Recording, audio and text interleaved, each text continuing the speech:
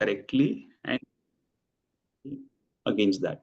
But in some instances, the state may not be selected, we will have to select it. So what happens in such scenarios where you have selected a wrong state? What will happen to the taxes is the discussion what we'll have. So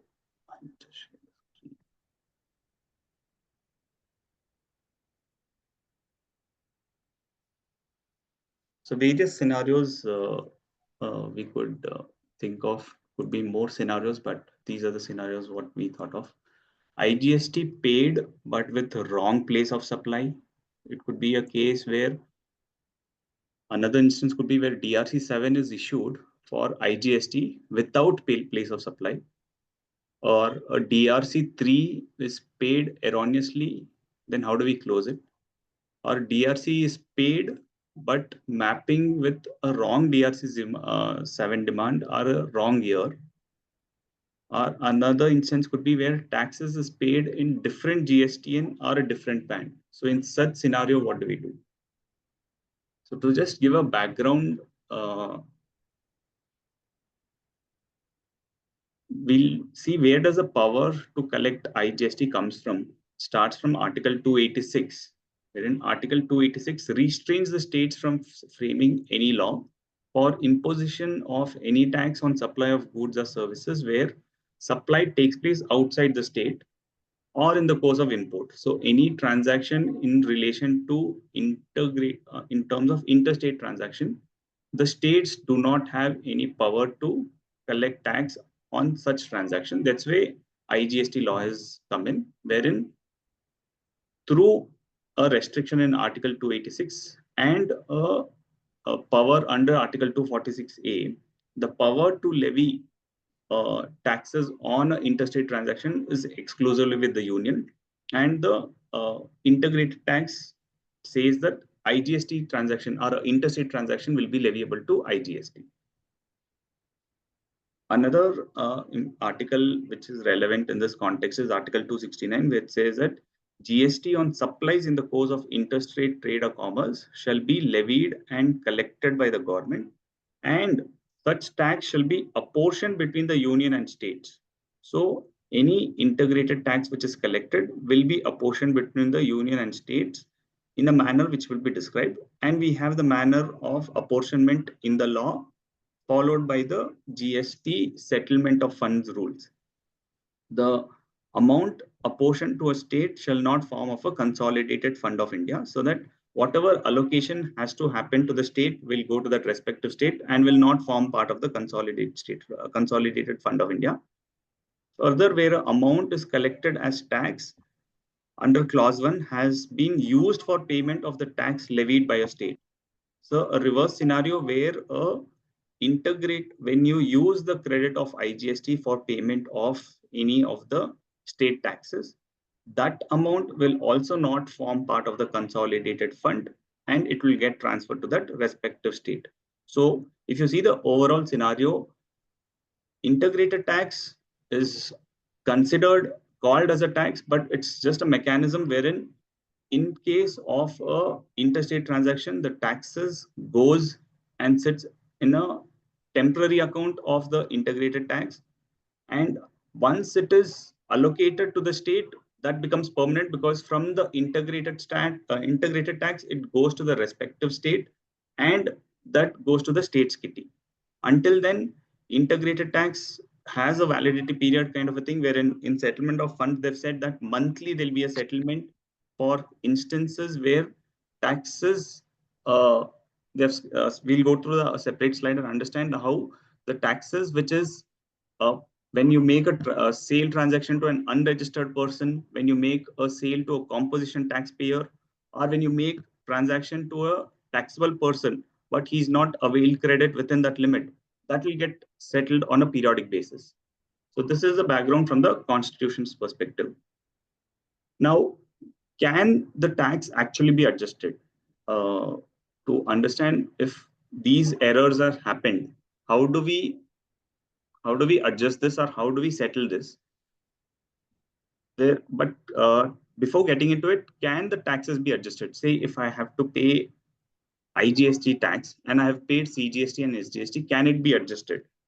Section 5410 was the only provision where it saw that there is some kind of adjustment which says that where any refund is due, then to a registered person who has defaulted in furnishing any return or who is required to pay any tax. 5410 which talks about 54 which talks about refund, then 10 says where any refund is due and who is the taxable person is furnishing any return and who's defaulted in it, that tax can be adjusted by deducting from the refund due any tax. So it doesn't say that if the refund is for central tax, the adjustment will be only for central tax. It doesn't say so. It says any tax which would mean that, according to me, if there is a central tax a refund, any IGST dues can also be recovered because it says any tax. And similarly, any interest and penalties and fees, any interest, penalty, and fees, or any other amount which the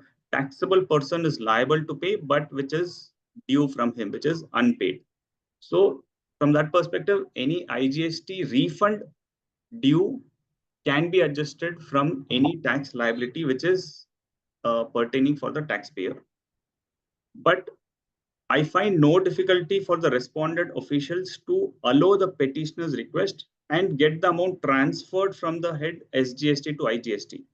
So these are not my words, these are the words in the case of SAGS, the Kerala High Court has held, saying that since 5410 allowed you to adjust the refund, then that they've extended it to an extent that when a taxable person has paid the correct tax but under a wrong head, then it directed the GSTN to adjust the SGST with IGST.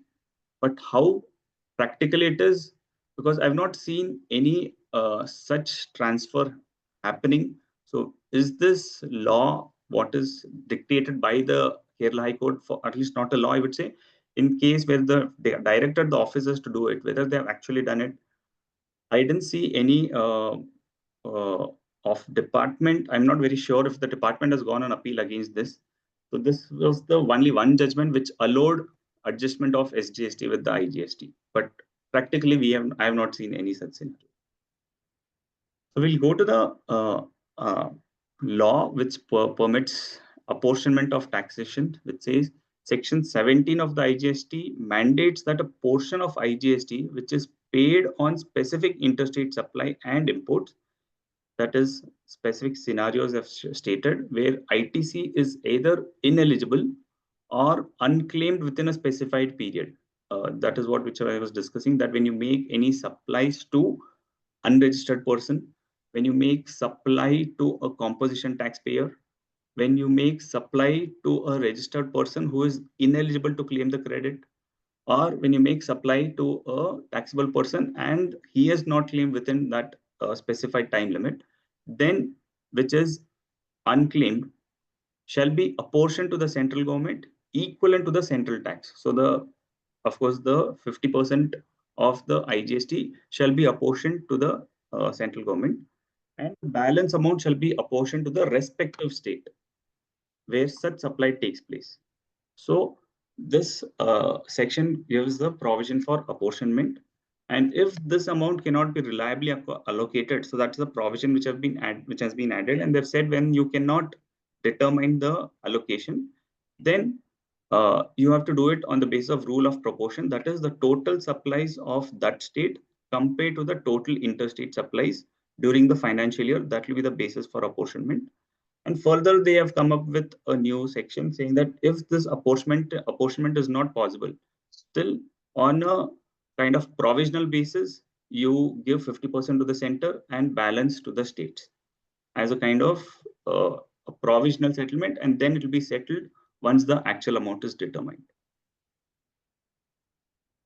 Further, section 18 says where IGST is used to pay. So reverse scenario, this first 17 says when a tax was charged, and 18 says where input tax credit is claimed and it is utilized for payment of a state tax, then the corresponding amount is deducted from the IGST tax account, and the central government transfers the equivalent amount from the IGST to the respective state tax, respective state government. So with this background, we'll take up the instances and we'll see how or what we could do in these scenarios where IGST is paid but with wrong place of supply.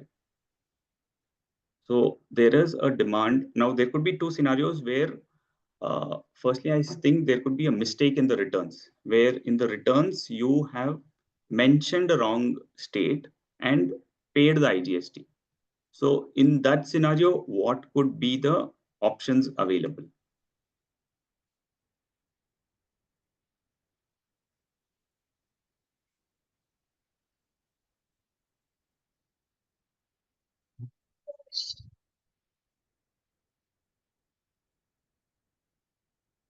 First, we'll discuss with when there's a mistake in the returns, and then when the mistake is not in returns, it could be any other liability which you have paid.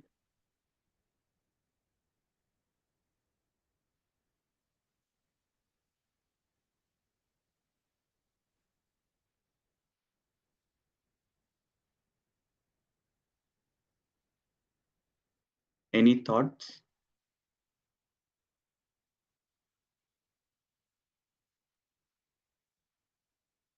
Deepak, also if you can address what powers department has in such a case. I have made, see, many times what happens, there can be a difference of opinion as to what should be the place of supply. Project in Madhya Pradesh, subcontractor in Tamil Nadu, main contractor in Maharashtra. If in Tamil Nadu, if I say place of supply Madhya Pradesh, then project will have 36% GST. So I will say IGST in Tamil Nadu and place of supply Maharashtra. I want credit to flow to Maharashtra main contractor. Maharashtra main contractor will take credit, and after his margin, he will charge IGST Madhya Pradesh, and the revenue will eventually go to Madhya Pradesh. So there are these examples which the law does not answer. In this example, if you see what can department do, Tamil Nadu department will only find out whether it is IGST, and they have nothing further to do. Maharashtra department has very little to ask because it is incoming credit. They will only ask for place of supply of the outgoing tax. If it is Madhya Pradesh, according to the contract, it is correct.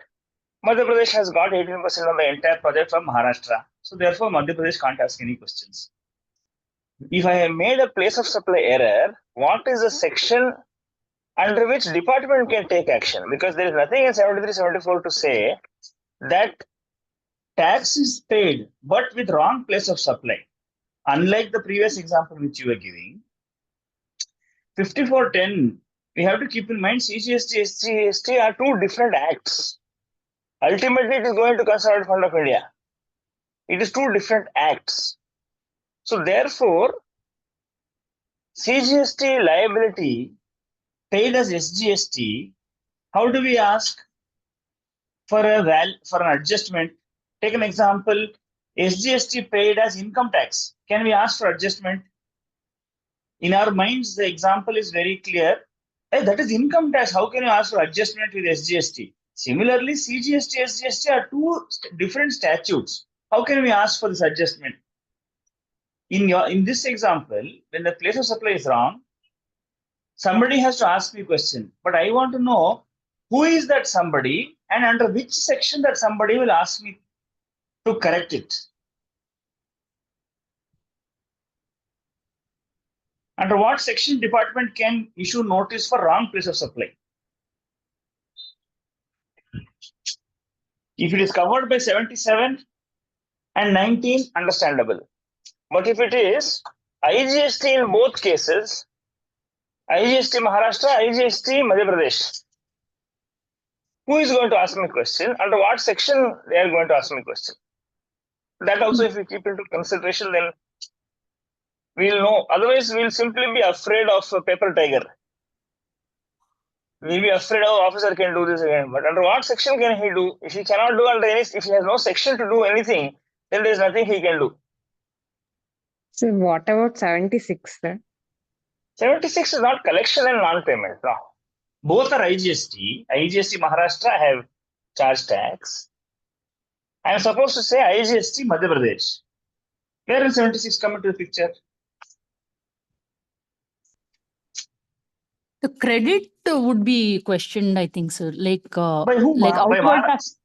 Huh. See, take my example. Tamil Nadu is the subcontractor.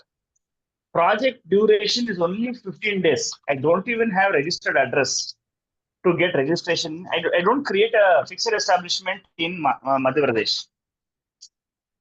So I don't take registration in Madhya Pradesh. Now, without registration in Madhya Pradesh, I will charge IGST from home state. Now, when I'm charging IGST, Madhya Pradesh cannot ask Tamil Nadu dealer, because Tamil Nadu dealer will say, I have paid IGST in Tamil Nadu. Similarly, Maharashtra, similarly, Madhya Pradesh. Now, Madhya Pradesh can come and ask the Tamil Nadu subcontractor that he has to pay tax, but then they should show that I have a place of business, which is a fixed establishment in Madhya Pradesh. They may make allegation, but they won't be able to prove, because I will be able to prove that there is no fixed establishment. We won't go into proof, etc. But factually, if we admit things at face value, who has power to ask me question? If nobody has power to ask me a question, then I don't have a question to answer, like the one on the screen. The credit, if at all, there is a like the place of supply or there is a fixed establishment in Maharashtra, and the IGST by mistake has been charged to Tamil Nadu, then the Maharashtra fellows credit will be questioned. Just I don't think outward tax will be like IGST paid wrong, the tax liability will be questioned, but I think the credit for the recipient will be questioned. You're changing my question, is it? Yeah, yes, sir. No, you don't change my question. You keep the question constant and give me answer. Yeah, For yes, your sir. I question, agree that for for your outward, question, I don't think. For your question, I will give answer. Maharashtra credit, how will they raise a question? As long as 2B, 3B, 4B, 5B is all matching, what does Maharashtra have a problem? How does Maharashtra know the facts and particulars of the Tamil Nadu dealer to make a decision whether Maharashtra is the correct place of supply or Madhya Pradesh ought to have been the place of supply? What in 16.2 has the Maharashtra dealer not satisfied?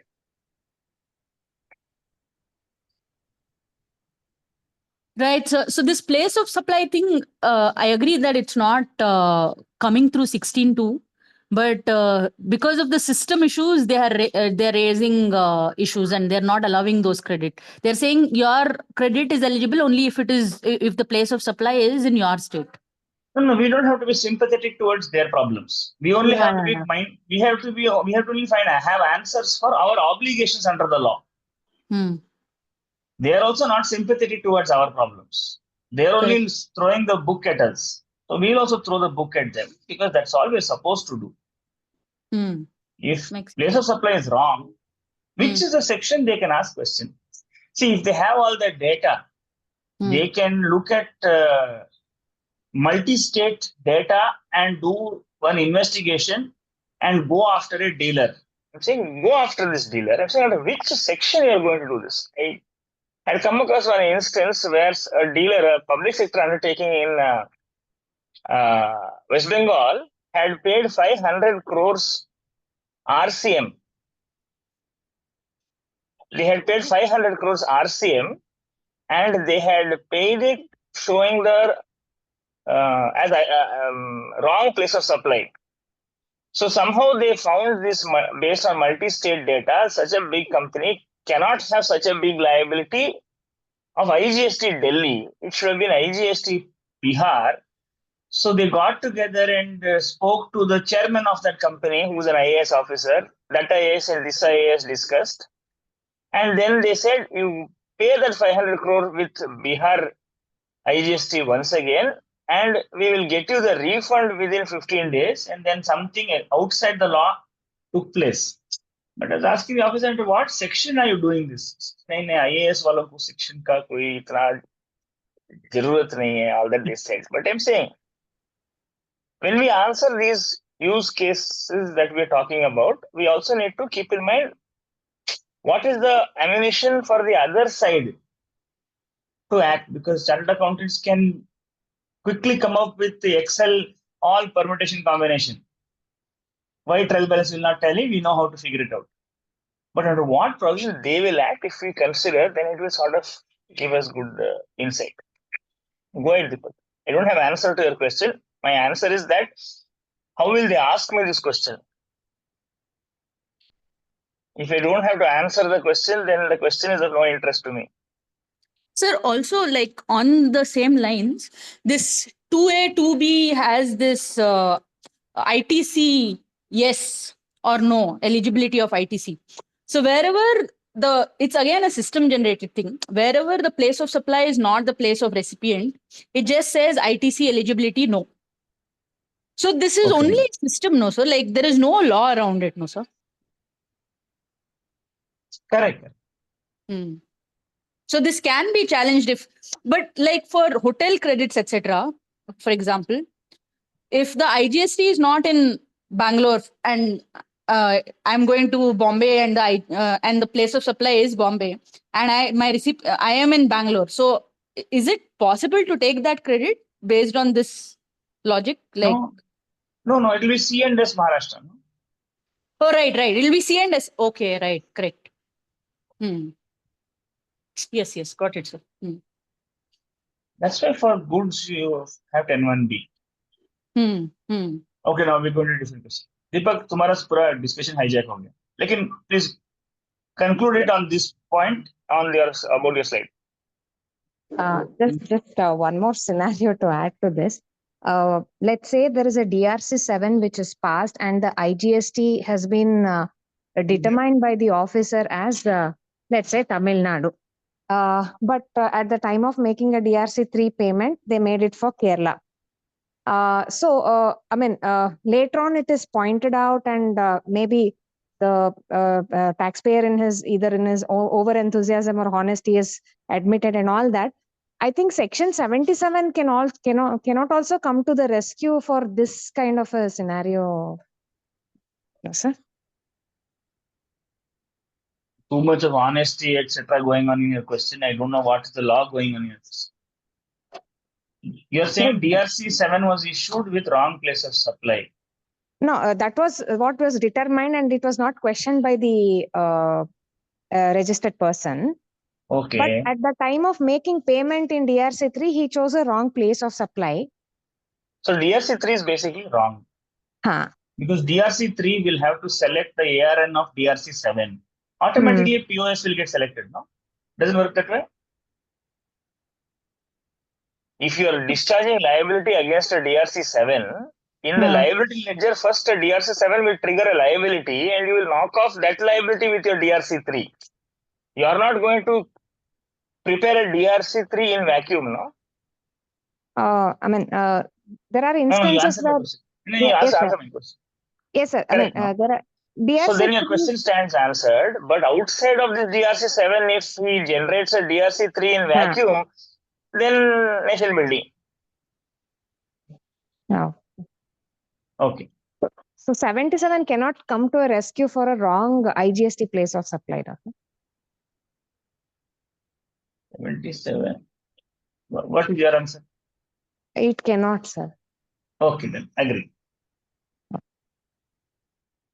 Deepak, a question on where is the power for the officer to ask IGST with correct place of supply. See, there's only section 17 and section 18 which talks about apportionment and settlement of funds. Now, if I took it, so deliberation right. No, but apart in that, there is no provision that if you have paid wrong IGST, the officers have a power to ask for IGST with correct state, and that's all. Doesn't finish. say. Correct, no? So if I make a wrong payment, it is for them to internally do it, right? Technically. I don't know how they have. I don't even have the capability to understand the problems of the union. So out of syllabus. Correct, but in a scenario where I have paid it wrongly, okay, I have paid. I should not make a mistake of I versus C and S, and of course S also. At the gross level, if I do everything correctly, at the net level, if I don't do things correctly, I have no. See, a duty on me. I should test whether there is a right for the department. If there is no right, then I don't have a duty. This is only what we read in Maxwell, no? If there is no right, then I don't have a duty. I may have only a responsibility to do everything correctly. In our country, we all have a lot of responsibilities. If it is requirement not backed by authority, it is not law.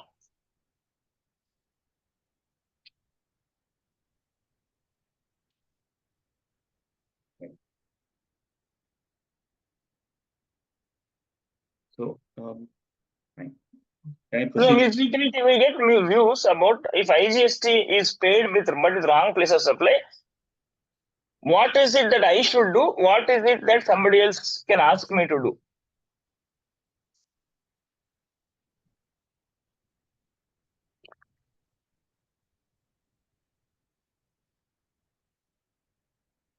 One thing a taxpayer can do is, if he's being really honest, that if he could write a letter saying that this is the IGST payment I've made, but with the wrong state.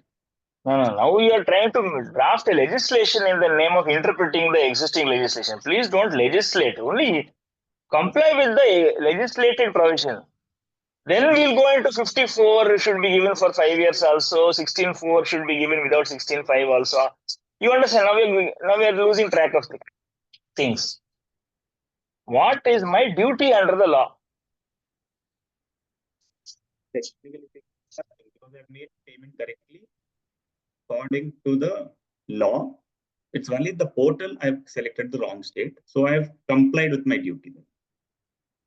Correct. And at what section anybody see? I won't answer all these things, Appa. Department has to give me show cause notice. Exactly, I agree with you. And some letter all these things I don't know which section I can write letter, and which section they can ask. All this is under which section they can collect this letter also, nobody knows. If just like we give 160 subsection 2, if officer says, "Yen read the letter, under what section you're writing letter, you give answer to the question, let me see." No, honesty, adu idu adella Gandhi Tata jotene hoytu ella. Follow the law. Justice will take care of itself.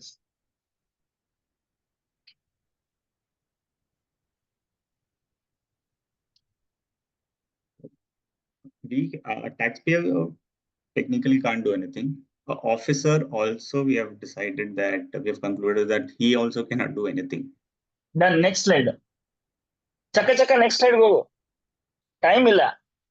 Sir, if it's the other way around, for example, if the officer has to demand IGST, if he says, I don't have any transaction with Maharashtra, if you put Maharashtra IGST, and also I've seen in case of demanding IGST, the 2A, 3B mismatch, they have to demand IGST for reversal. I've seen that randomly they put some state where we don't even have any transaction, because IGST reversal, normally they're supposed to put Karnataka place of supply, but normally they put randomly. So there we can take a stand to question them. There you can take a stand and not pay both. This also you're not going to pay because they didn't demand you, and that also you're not going to pay because that is not applicable to you. Enga? Correct.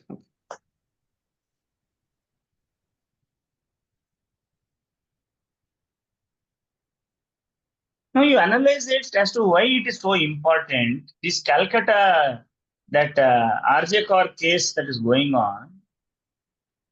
What is the difficulty? Why everybody is struggling to convict the accused who's already apprehended? It's not easy. If you urgently convict a person, he will get away in appeal. They have to be very careful how they frame charges. With all the legal brains available step by step to monitor the investigation itself, they feel that yellow slip agutte anta. So, Mailar, they have to be very careful as to what is their case going to be. If they say unknown state IGST place of supply, can anybody correct it? Who No. has the power to cure it? Nobody can cure it. Can they now say, then you tell me under which all states you are having business, let us see. Then you are giving me new notice. You are not adjudicating upon existing notice. Mm.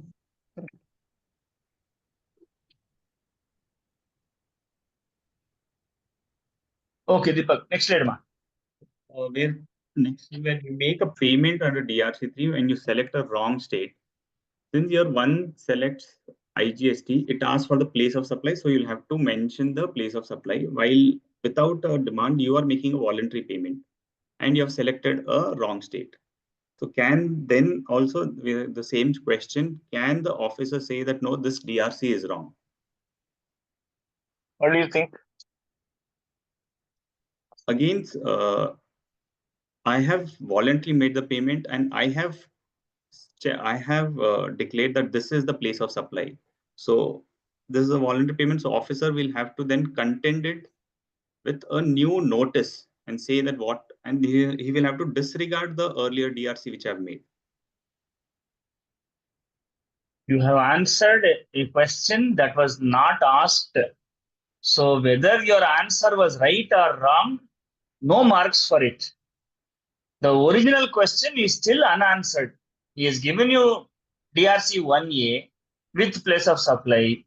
You have, that is why when you select DRC 3, you have to select ARN number. Then everything will be correct. The plug will go and sit in the socket. But if you're doing this own ascertainment under protest, DGGI, officer Eledro, spot payment, when you do such things, this is what will happen. You know, there are many instances where people pay 129 penalty without a temporary number in the state where interception takes place. Yavado number ideyalri matra alle kattibidi, you pay it as IGST penalty. So he paid IGST penalty in Karnataka, vehicle intercepted in Tamil Nadu. He showed the DRC3 to the officer. Officer released the vehicle. After that, he went and filed refund application in Karnataka. Karnataka had to give refund. He has to intercept it in Tamil Nadu, collect CGST, TNGST penalty. That is why the temporary login, all those. They also have technical difficulties. So the second question, what you're saying is DRC3, if it is paid with wrong place of supply, it is answer to some other question, not this question.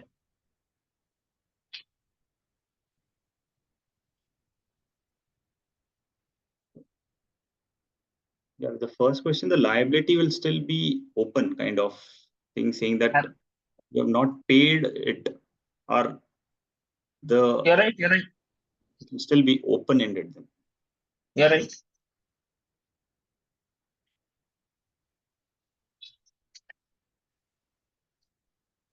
We go to the next scenario where DRC7 is issued without place of supply.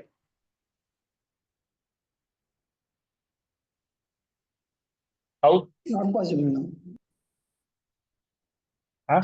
Will they always select a kind of state because if IGST demand is there, it has to have a POS, no? You have table 18 of APL1.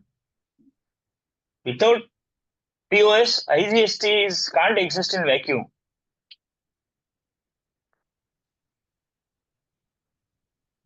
So the scenario can only be that they've selected a wrong POS, can't be no POS. Only in case Correct. of manual orders, this is possible. Then leave that. That is all exception.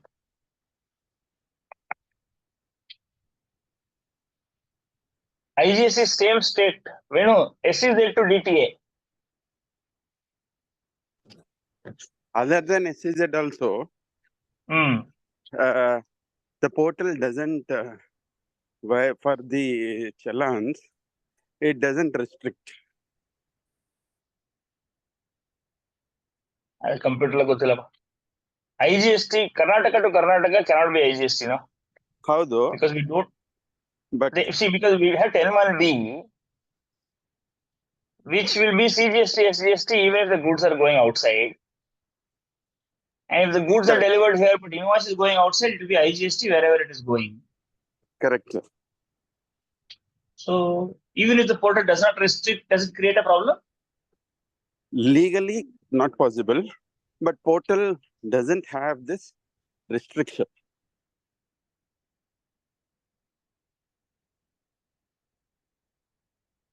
Both for demand creation and making the payment also. Like I can make IGST Karnataka. For all ITSC reversal, it has to be there, no, sir.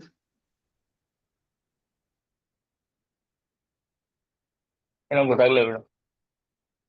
That additional piece of information, I didn't understand what No, that no, what I'm flexibility, saying, what sir, prejudice is- that flexibility will cause. Yeah, so the officer, if he creates DRC 07 with Karnataka IGST, portal doesn't say no. And I only have to comply with what officer has demanded from me, no? Correct. If he correct, then tomorrow he realizes after I have paid what he generated, can he give one more? No. So my problem is solved. Correct.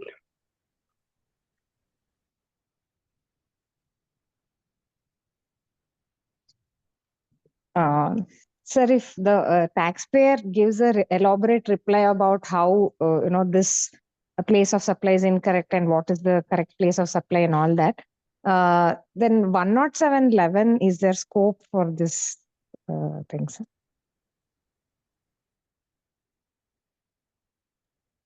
I didn't answer the question. Officer has given one liability. Huh. I have paid that liability. Now what elaborate reply? I mean, that was a wrong place of supply. So it has been, I mean,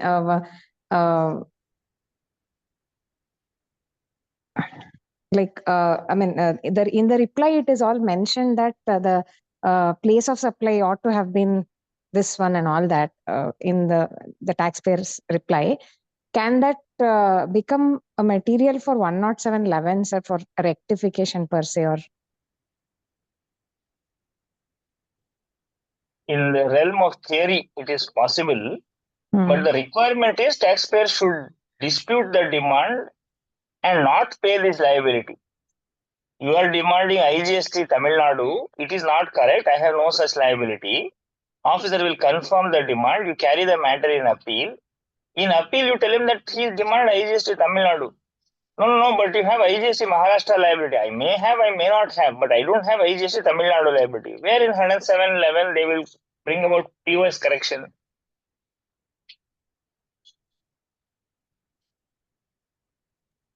Let's say, sir, like there are multiple issues, and this issue was not taken. We started the second presentation now. Okay, sorry. Deepak, you continue. DRC is paid erroneously. How do we close? I think this we have discussed. DRC paid with mapping the DRC demand with wrong year. I think this is also not possible. In case there is a demand. Agreed. Next appeal. Next. Taxes paid in different GSTN are a different band. Firstly. Next. Login open agala. Next. But say for so if the only scenario which is possible is if you have paid say in a different branch instead of paying in your branch, right? Mr. Counsel, you went to wrong marriage hall, got married to wrong girl. What is this? Next. You understand? No, I'm just trying to see. We have to simplify the folly of the taxpayer and look at it from with the eyes of law. Law is not sympathetic towards the ones who are dormant. The law is only interested to lend its assistance to those who are vigilant. Your practical problem, reconciliation, adella child accountant problem. Interco, memorandum entry, all that is group 1. Group 2 adella illa. Next.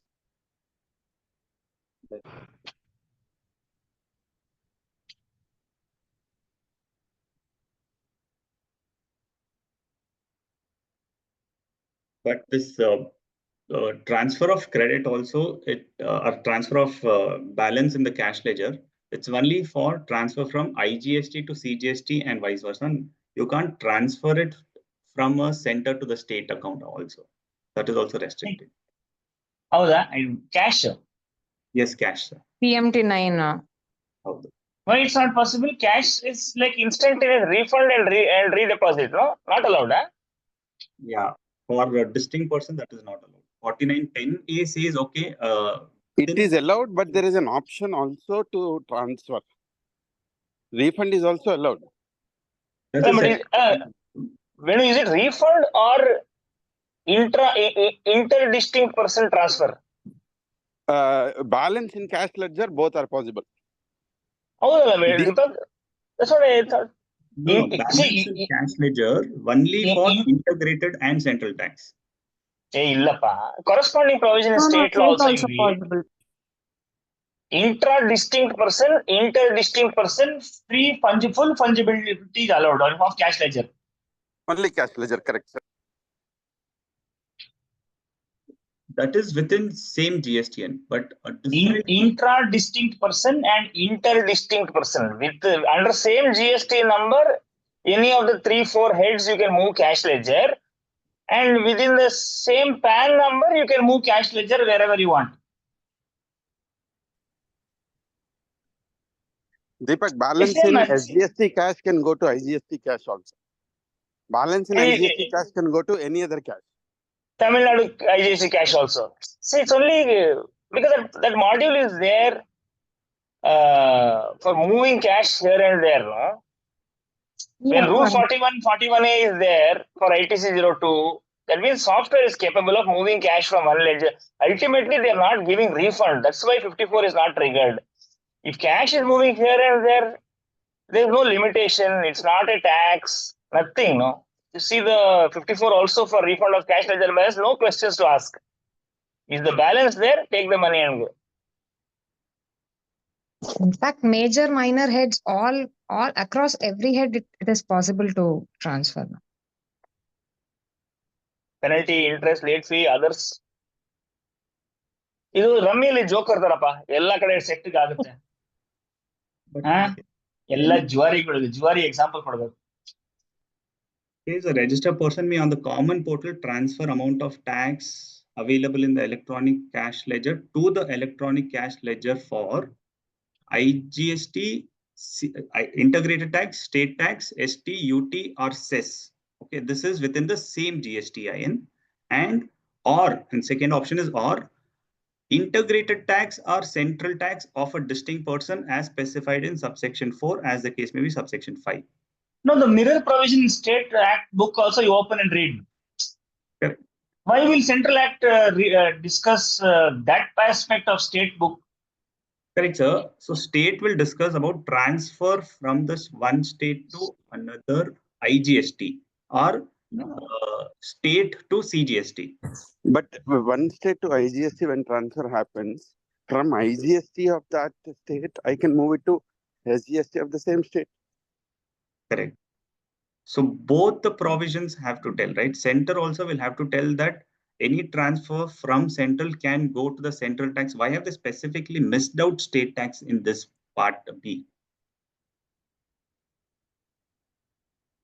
ಇಲ್ಲಪ್ಪ ಇದೆಲ್ಲ correct ಆಗಿದೆ. Next.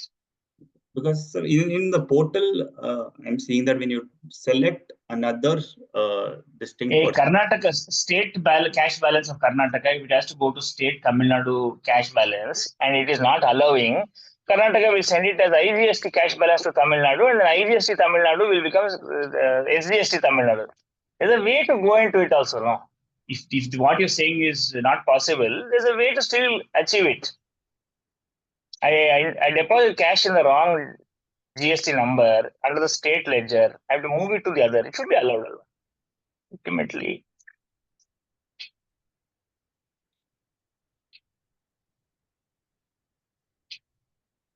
these were the scenarios which we could see, sir. Any other scenarios if anybody has?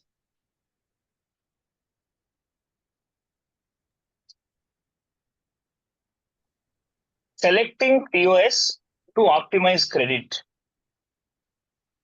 Selecting POS to optimize credit is going to be very key. Take an example of a unit in a non-processing zone of an SEZ.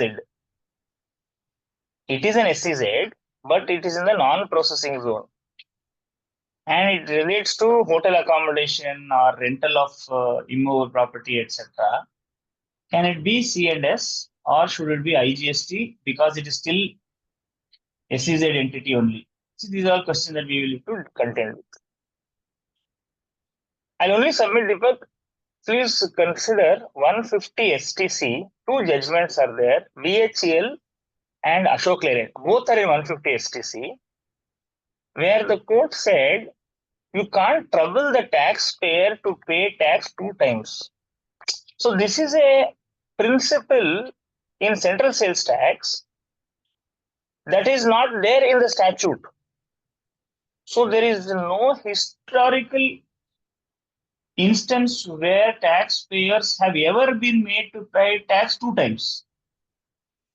Today 77 says I will not charge you interest, you give me the money, etc., etc., etc. But if a taxpayer quotes 150 STC and goes to court saying that I don't have money, boss, I don't have money. Like I gave you an example, 500 crores they paid RCM. I don't have money. I need budgetary grant to pay this GST. This, and anyway there is no interest. Anyway there is no penalty. Forever and ever this demand will be outstanding. Because my limitation for refund also has not started thanks to circular.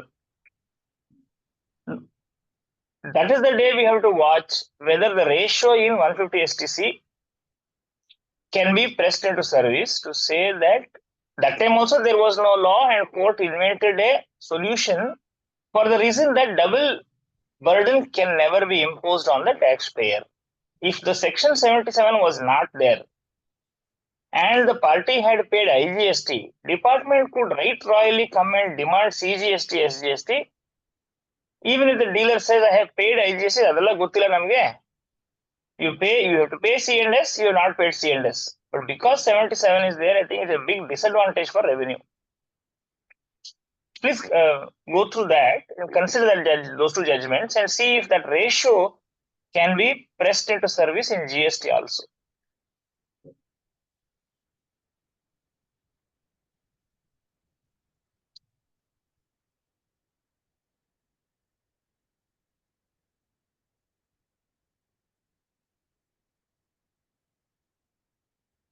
Fine. Okay, thank you. And now, update you. Yes, sir. Thank you.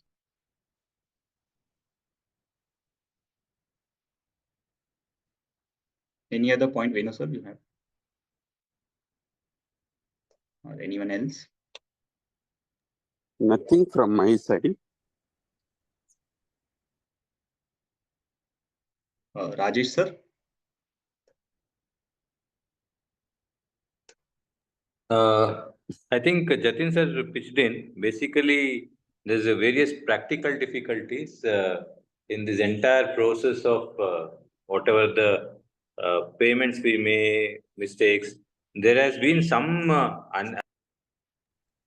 view where they do say, wherever if I paid something wrong, I can retake a credit and adjust towards the other payments.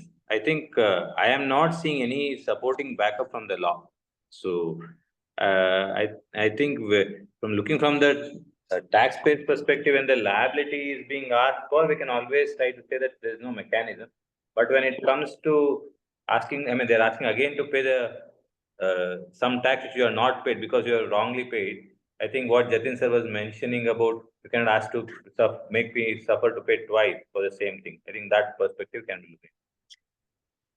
And all this technicality of transfers and all software, I don't understand. Okay.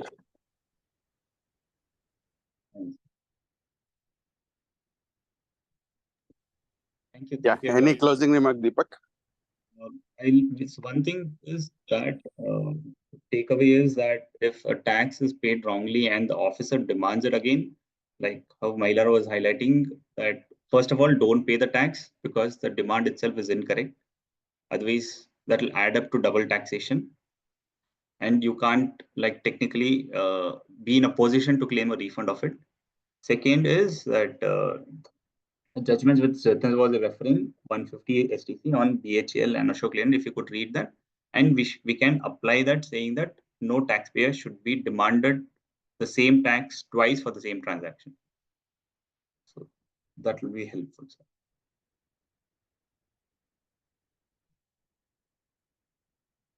Thank you, Venu, sir. Yeah. Let's move to the second one, Ashika.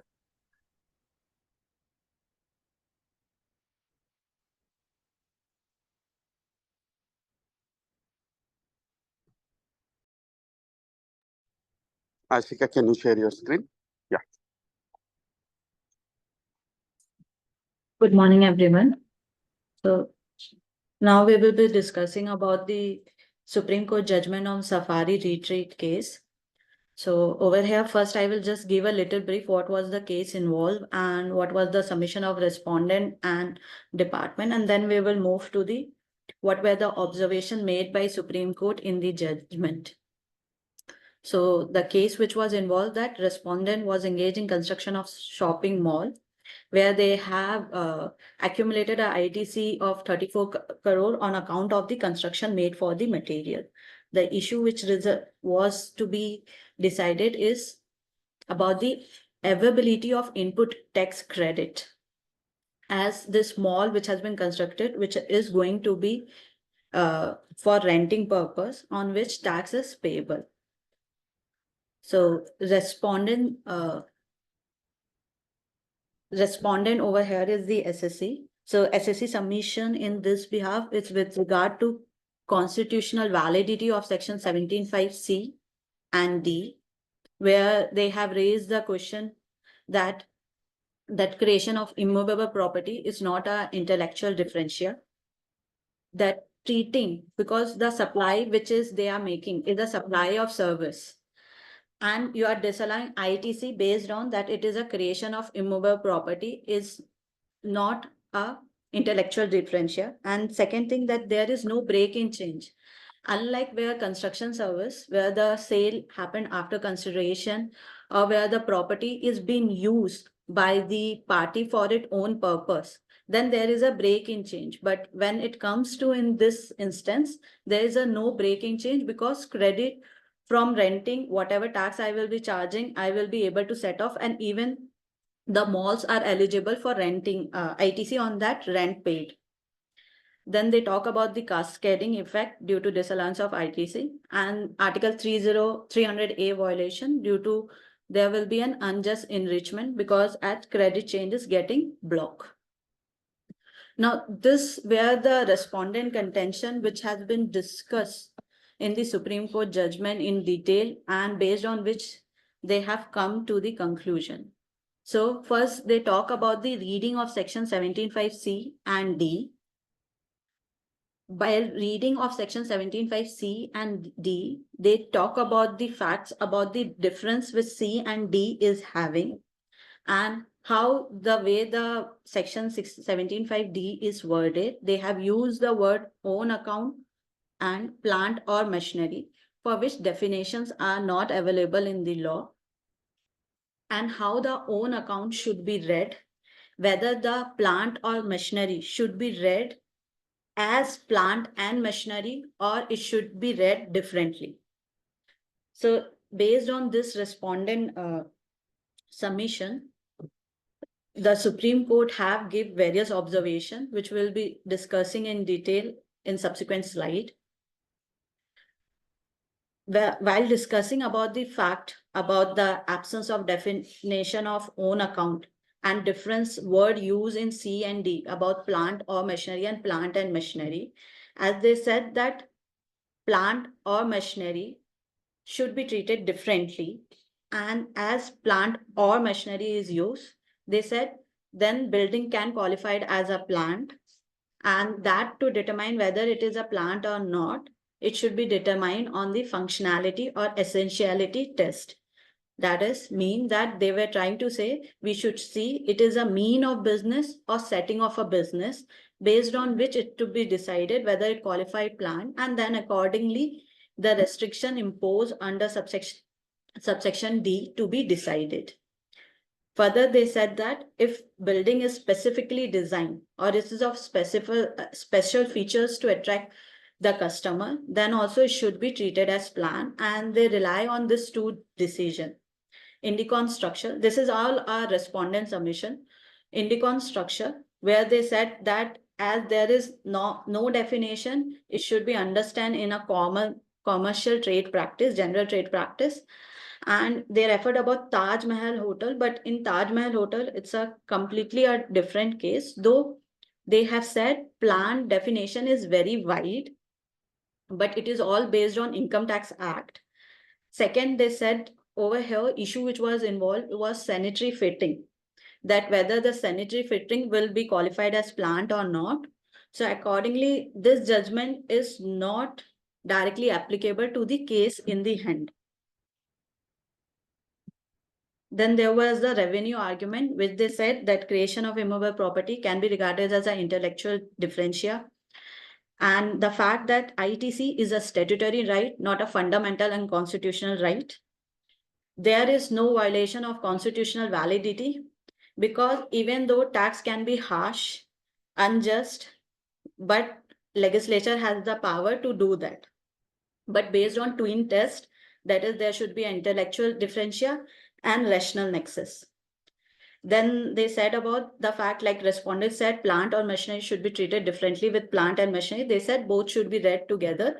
Otherwise, it will be a result into discrimination based on the ground that in everywhere in the act, it is used as plant and machinery. Only in one place, in 17.5D, it is said plant or machinery. So this is what, in short, was the respondent contention and the revenue argument.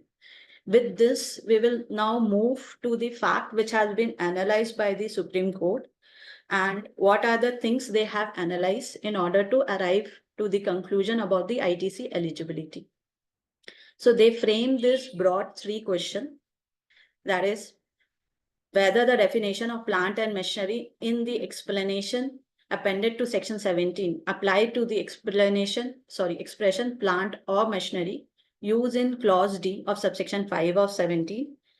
If it is held that expression does not apply to plant and machinery, what is the meaning of the word plant? And whether clause C or D of section 17.5 and 16.4 of the CGST Act are unconstitutional. So this are the broad three questions which they discuss about it. Now, the thing is that the way the Supreme Court moved, they first decided about the rules regarding interpretation of taxing statute, where they have basically used the rule of strict interpretation, where they say law should be read as it is. There should not be any addition or subtraction to them, only unless and until a provision give to interpretation, court should not interfere with it. Then they went through the relevant provisions which are applicable in the instant case, section 9, 16, 17. And then they come to the analysis of the clause C and D. They have compared both the clause and they identify the similarity between those clause and differentiation between those clause. And the dispute then the discussion more turn into how or should be read, how and should be read, and how or due to the use of word plant or machinery in 17.5D, whether it will give the immovable property, even though it is becoming an immovable property, can it form as a plan, and ultimately whether the ITC can be availed or not. And then they discuss on the constitutional validity, which was challenged by the respondent. Now, while going through all this point one by one, while discussing about C and D, the first thing they discuss is about in subsection D, when we see there is restriction is there when it is on own account. So over here, Supreme Court has interpreted the word what can be covered as own account. It is said that if it is made for personal use and not for service, it is to be used by a person constructing as a setting in which business is carried on, However, a construction cannot be said to be on taxable person own account if it intended to be sold or given on lease or license. So the way they have defined own account, they are basically dividing into two parts, where business is used for setting for purpose of providing business and where it is mean of providing business. That is what I understood. When it is said that it is made for personal use and not for service, it is already restricted by section 17(1), because that is what the first it start, that only for business purpose you will be allowed. Now the second thing is it is used by a person constructing as a setting in which business is carried on. So they are saying office or factory, when it is used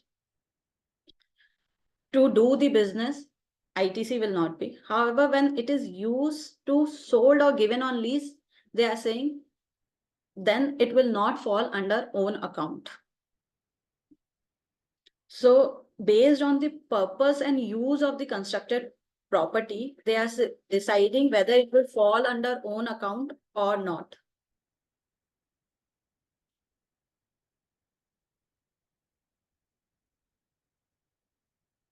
They further observe that unlike sale of building, where after consideration or after receive of completion certificate, it is not considered as taxable. But in case of lease, tenancy and licensing of land and building, it is always taxable, irrespective of what stage it is. So every time it is taxable, unlike the sale of building.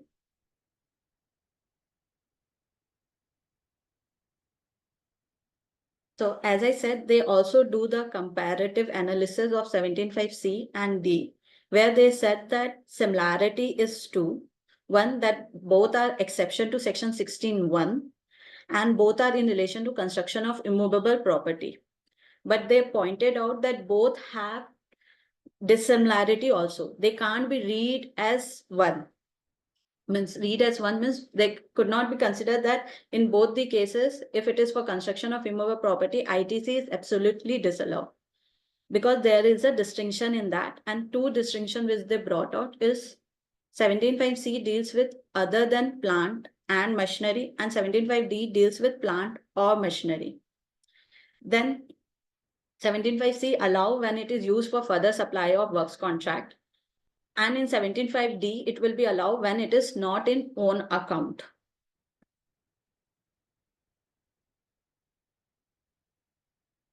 Now, reason for saying that plant and machinery should not be read as plant or machinery is they said that as it is in one place, so it cannot be said that there is a drafting error.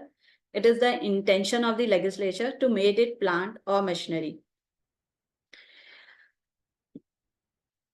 And as the word is used plant or machinery, we can't borrow the definition of plant and machinery, which is given in explanation to section 17(6). So they said that they will borrow from commercial or general trade practice what does plant means, and to define what does plant or machinery means, they rely on the functional test. So to determine whether a building falls under plant or not, functionality test is what has been said in the judgment.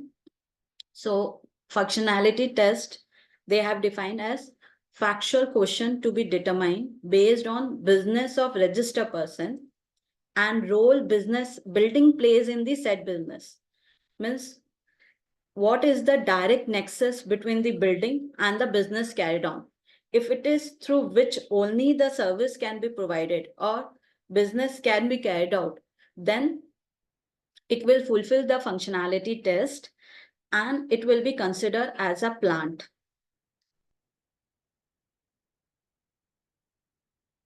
To discuss further about the functionality test, they have referred to two judgments, Anand Theatre and Karnataka Power Corporation. Now in Anand Theatre, it was a case that building is used as a hotel or cinema theatre. Over there, they held that designing of any building or constructing based on particular need of industry or trade, it will not make that building to be a plant. So if there is a like an hotel and cinema table luxury designing and all is done to gather more customer, it doesn't mean it will fall under plan. What is need to be set is what is the integral or essential factor, whether building is an integral part in order to provide the service. Like they give one example in this case is about dry dock, where it is an essential part in the operation, and they held that it will be covered as planned, unlike hotel and cinema theater. So they specifically excluded that it will not be considered as a plant. And they come to the Karnataka power generation. Over there was a comparison with electricity generation power plant, where building was an integral part. It was a support structure for that power plant. And accordingly, it was held that in that case, it will be regarded as plant. Both this judgment relates to income tax and dealing with the additional depreciation. And in one case, it was held, it will not be eligible as a plant. And in another case, it was held in Karnataka Power that it will be eligible for additional depreciation, as it is an integral part of the machinery. So if we see in Karnataka Power, the question is basically where it is found that buildings so planned or constructed as to serve an SSC special technical requirement, it will qualify to be treated as a plan for the purpose of investment allowance.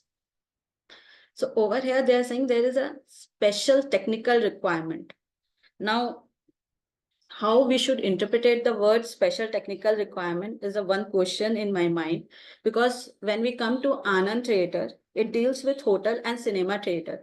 So over there also, hotel and cinema theaters, they are built in a way that it also for the use of the customers, but they have specifically excluded from there that, though while moving on in judgment, Supreme Court has held as it deals with hotel and cinema theater, and in our case, it relates to mall and warehouse. So this judgment is not applicable.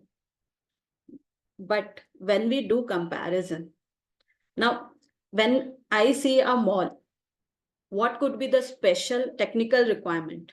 Means what it could be said that it will be a plan and will not form like hotel or cinema theater.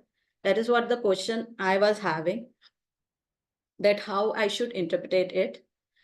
But when we go towards the end of the judgment, they have linked it with the outward supply. But when I see hotel or cinema theater, there is also an outward supply of service which is taxable. But over there is an ultimate customer. So we are the person. There is no further flow or further supply of service, unlike renting mall, warehousing services, mall or warehousing services.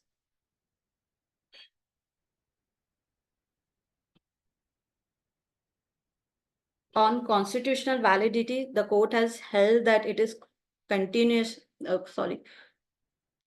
that validity has been upheld. They have not interfered with it. They held that legislatures are within its power and they can put any discrimination, they can put any restriction on availment of ITC, that is well within their power. So they have not interfered with it, and they have held that it is constitutionally valid. So 17.5C, D and 16.4. And plus it is also mentioned in the judgment that it has not been also properly represented by the respondent why it is not constitutionally valid. That is also the reason that validity has been upheld.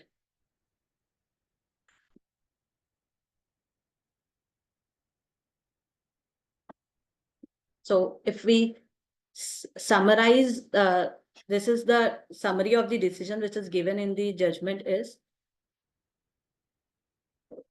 like constitutional validity is not stabilized. They said the expression plant or machinery used in section 75 cannot be given same meaning as the expression plant and machinery defined by explanation to section 70. So over here, they distinguish between two. So if we see, the overall judgment has been basically placed on the word or and. And there's no discussion why ITC should be allowed in such cases. Its whole has been dependent upon or and. If in or case, only in D, if building qualify as planned, then ITC will be eligible. And if it doesn't qualify as planned, then ITC is not eligible. So if we'll see, it is only 17.5D which has been discussed. So it's mean under 17.5C, which deals with works contract service specifically, ITC is disallowed. Even though it may fulfill the functional test, even though where the property is for further renting or leasing. So over there under C, there has been no discussion as they have upheld also the validity of the constitution. Therefore, in my opinion, under works contract service, if used for the construction of malls, warehouse, it will be disallowed based on this decision, as there is no deviating fact which has been mentioned in the judgment.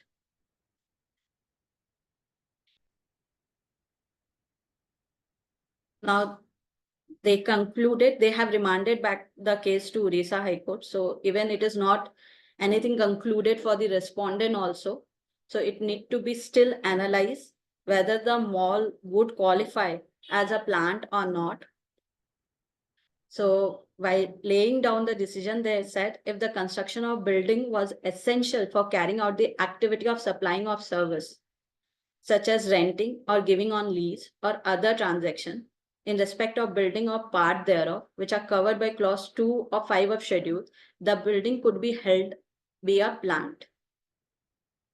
So if we now, for everything, we have to verify whether it fulfill the functional test or not. And to decide to fulfill the functional test, it need to be said that it should be having a special technical requirement based on which it will be decided whether it will fall under plant and not. And plus there should be relation to the supply of service. So the person who has having this ITC on account of construction should be covered by clause 2 or 5 of schedule 2 in order to get it classified under this. Otherwise, ITC will not be eligible for the same.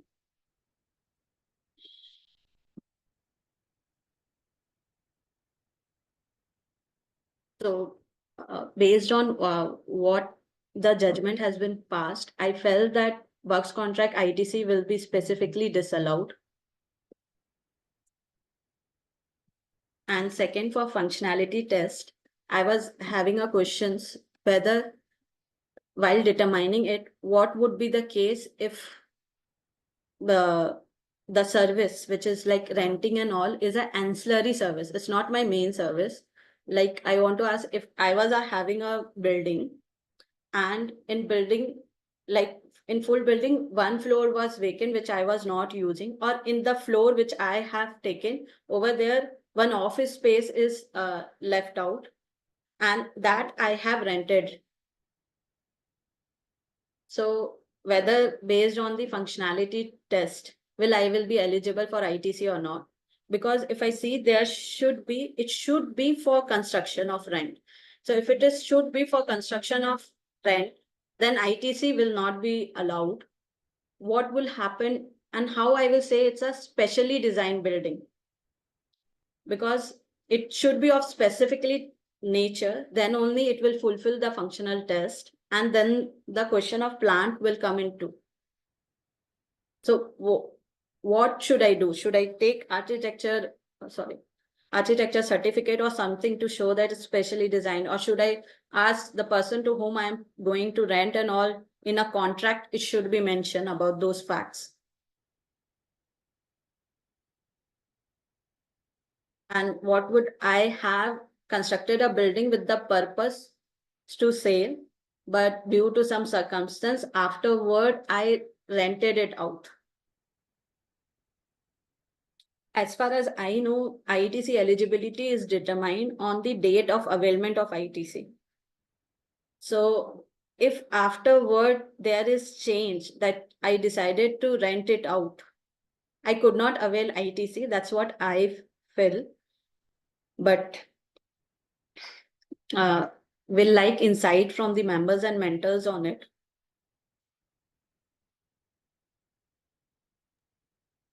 Ashika, one more point. If there is a change in use, Okay. so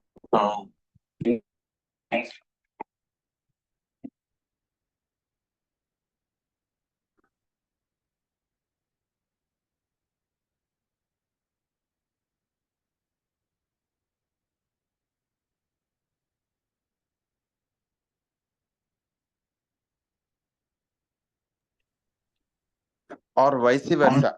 It's like I have availed credit 5 years after. Now we stopped renting using for own use.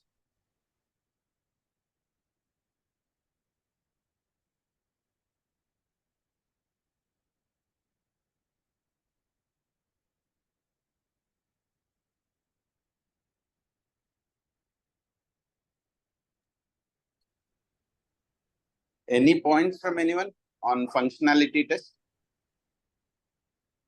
I have one point about own account. Maybe after this we can take. Ashika, maybe after this you can take up this question. I just want to understand the basic definition of building. Like, what do you call it as a building? If it is, say, for example, garage means like open garage. If it is covered in 3 places, yes, it is an open garage. If it is covered on the top, it is closed garage. Same way, if you look at in villages, there is a bathroom or something like that. So will it also fall under building? Because I had one practical case, probably I'll take it up later. I had the difficulty of deciding whether should it be classified as a plant or it should be classified, why it should be classified as a building. Okay. So that was basically like a swimming pool. It was a swimming pool. So swimming pool, why can't it be classified as a plant and machinery?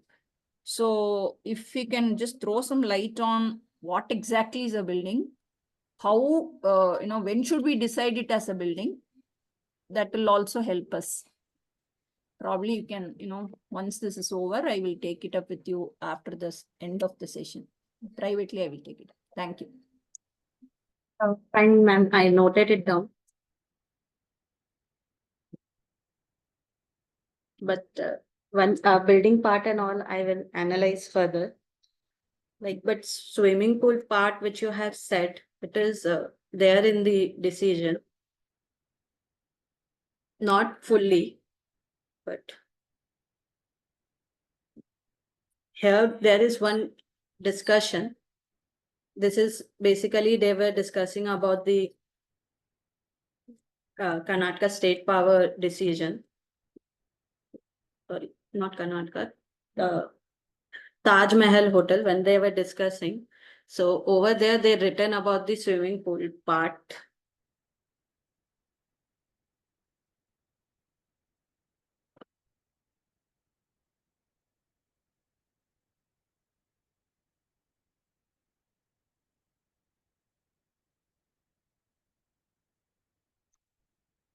There is one small point over here in the decision.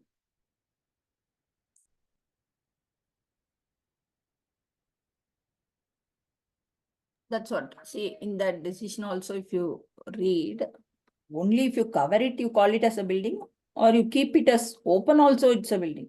See, swimming pool, only if it is covered, you would call it as a building. There are open swimming pools also. So probably something like that you can. Okay. Even if it is open, it's a building, huh?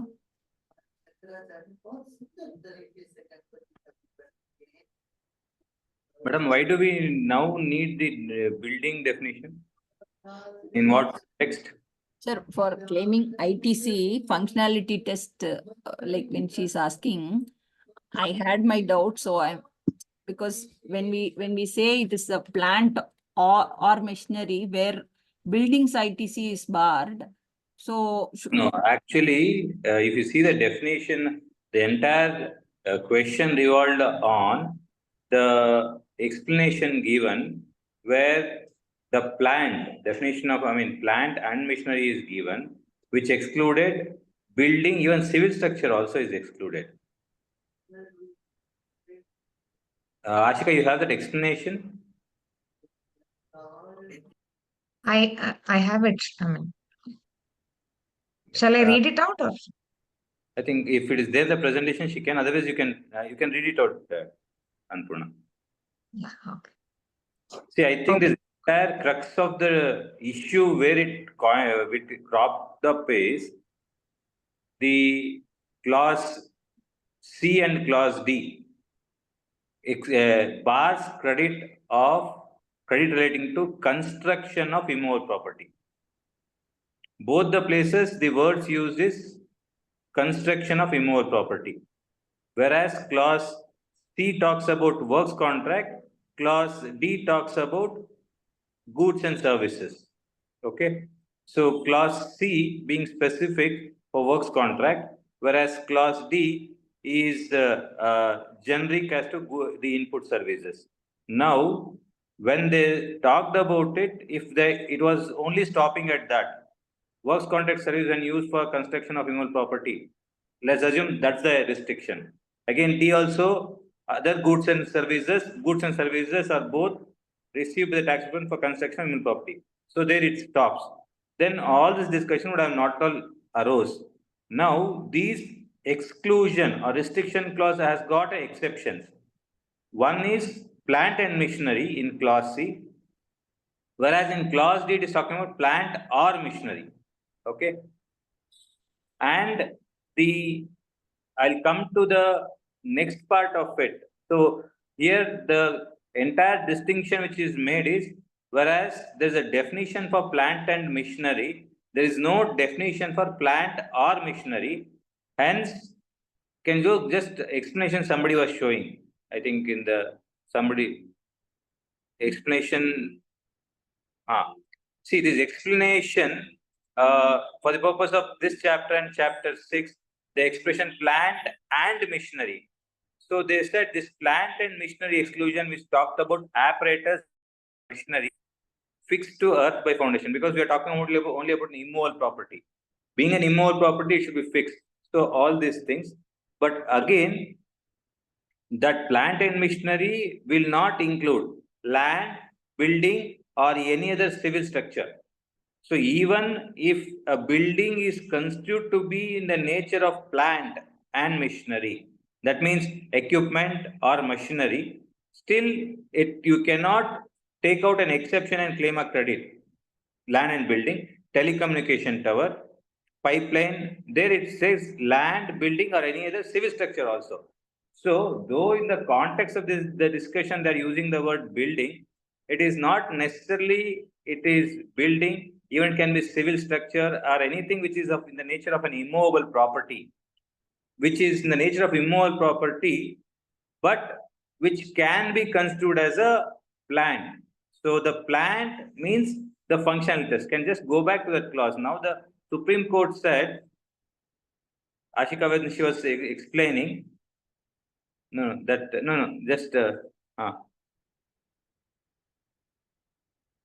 go back that CD clauses extract, which should, see, only they said, since that plant and machinery, so the definition is not applicable for clause D.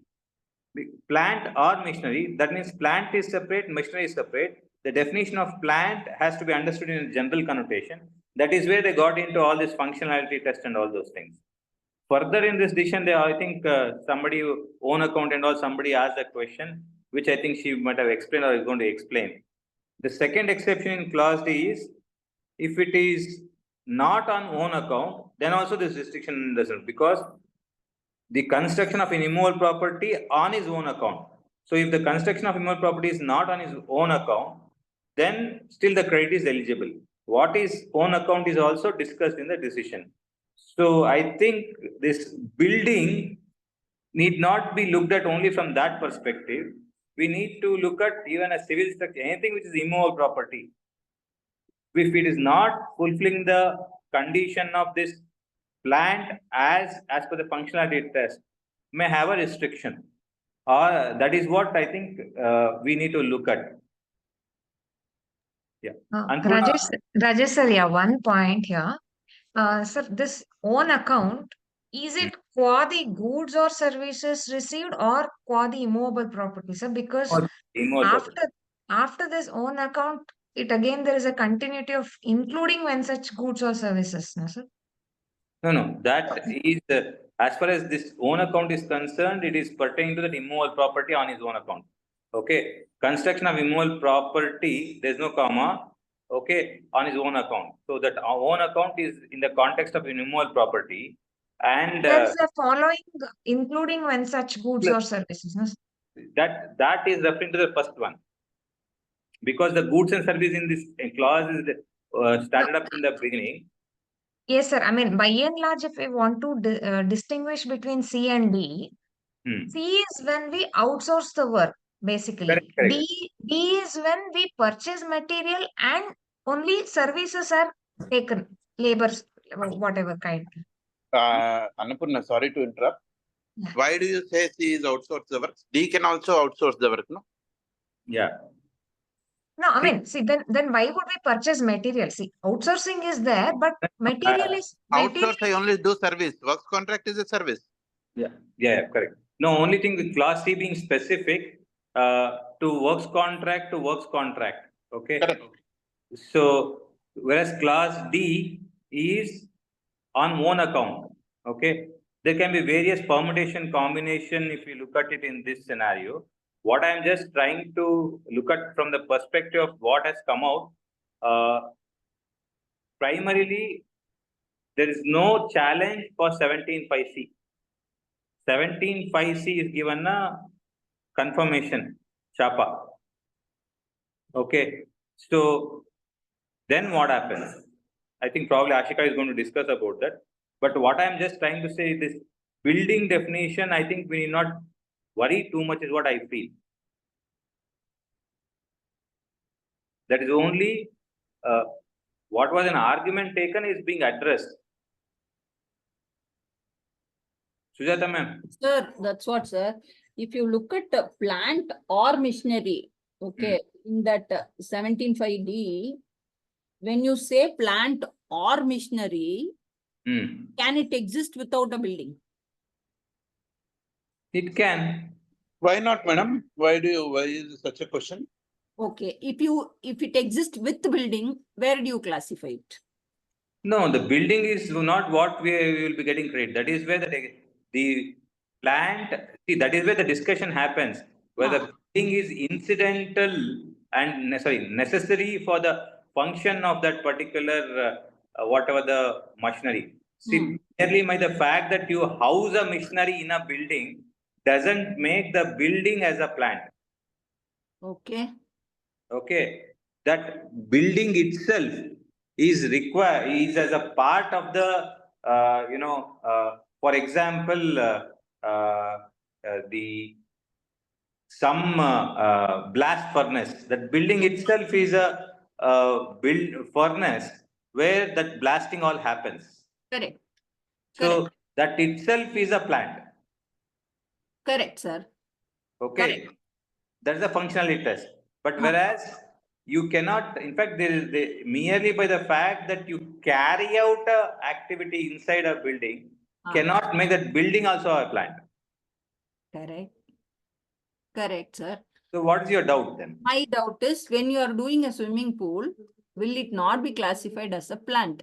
Why can't it be classified as a swimming pool can be a plant because that the functionality of that is for the purpose of carrying out your whatever the swimming activity, okay, which will where the you are renting or the activity of the competition for renting whatever you do carry out will happen, okay. But the swimming pool will be can be called a plant, but the compound around the swimming pool is a question mark. So there will be various debates which is going to happen. A swimming pool without a compound wall is not viable. Not exactly, but Because, females who need to do swimming cannot swim in open. Mm. So they need to have a cover. Mm. So there the debates will start. So they may say merely by the fact that it is necessary doesn't make it a plant. Correct. So it is still a building. The compound is building, but not a plant. Whereas swimming pool is a building which is in the nature of plant.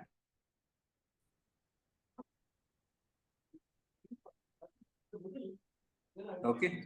Rajesh sir, and again the swimming pool, can it be generally said it is a plant? Because again the functionality test we need to apply whether if the person is renting the swimming pool, then it is a plant. If the person is providing coaching of swimming, it is a plant. If the person is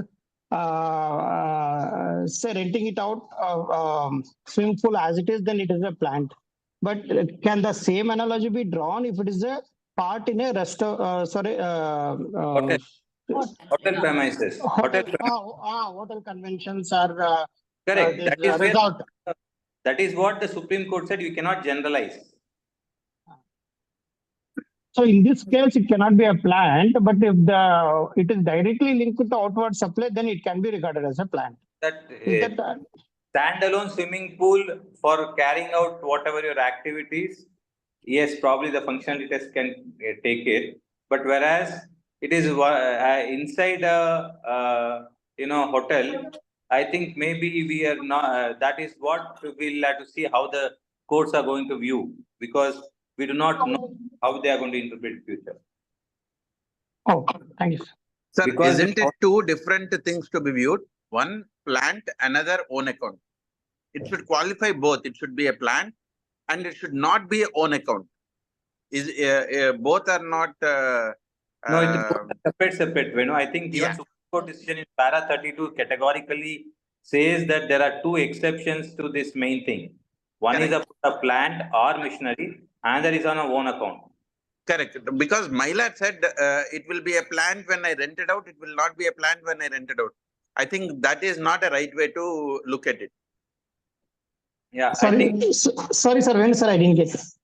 So, Mylar, what Venu is telling is, when any construction, as per the Supreme Court decision para 32, whenever any construction happens, which is for rent or hire, then it is not at all on own account. So this 17(5)(d) is not at all going to be applicable. I need not even look into the scope of definition of a plant. Okay. That is again, a subject matter of debate, because in 65C, they mix this up both. So there is a para 32 standalone. If we read one thing, it gives out a different proposition. But if we read 65C, I think it gives a little confusing proposition. Okay, I think we got into the discussion in between. Ashika, you can proceed. And questions were being asked by Ashika. No, I just pitched in that, that we're not worried too much about the general definition of a building. So Rajesh sir, I have a question on the inconsistency that you pointed out. As you said in para 32, the last sentence says, however, construction cannot said to be on a taxable person's own account if it is intended to be sold or given on lease or license. By this sentence, what I'm given to understand is, forget about setting or means. If you are giving it on rent or lease, then you are eligible and the restriction will not apply. If that is the meaning, why is the Supreme Court remanding the case back in the case of Safari Retreat, which is basically a construction of mall where shops are going to be let out? But is mall a plant, madam? Plant and... No, if you read para 32... No, madam, that is where there are 2 points. No, one, it has to be plant. Second, it has not to be own account. If it is when you are renting mall, it out, it is not on own account. But is it a plant? No. Para 32 says the restriction under 17(5)(d) will not apply in two situations. It says two exceptions. One exception is when it is a plant. And it says the second exception is when it is not for own account, instead when it is going to be sold or leased or licensed. Got it. Okay, you're only looking at, okay, it's a building, but not on own account. Yes. Got it. Yeah. Venu sir, again, to become ITC is blocked, it should satisfy both the condition. It should not be a plant and it should be for its own account. If any one is escaped, then ITC should be allowed. Correct. Right? Correct. So why is this being remanded back to the Orissa High Court when it is not on own account? No, madam, that's what I told. There's a little of a conflict, as per my reading, between para 32 and the last, whatever, 65C, I think, if I'm not wrong. Okay. Because they're still that they want to examine whether it's a plan. But anyway, let's see how it goes ahead. But what I'm just trying to emphasize, which Ashik also mentioned, majority of the inputs, input tax credit will be coming out from works contract. When 17(5)(c) is not disturbed, all the discussion in this case law will be only confined to input tax credit other than works contract. And that leaves only little. Anybody who wants to say anything on that?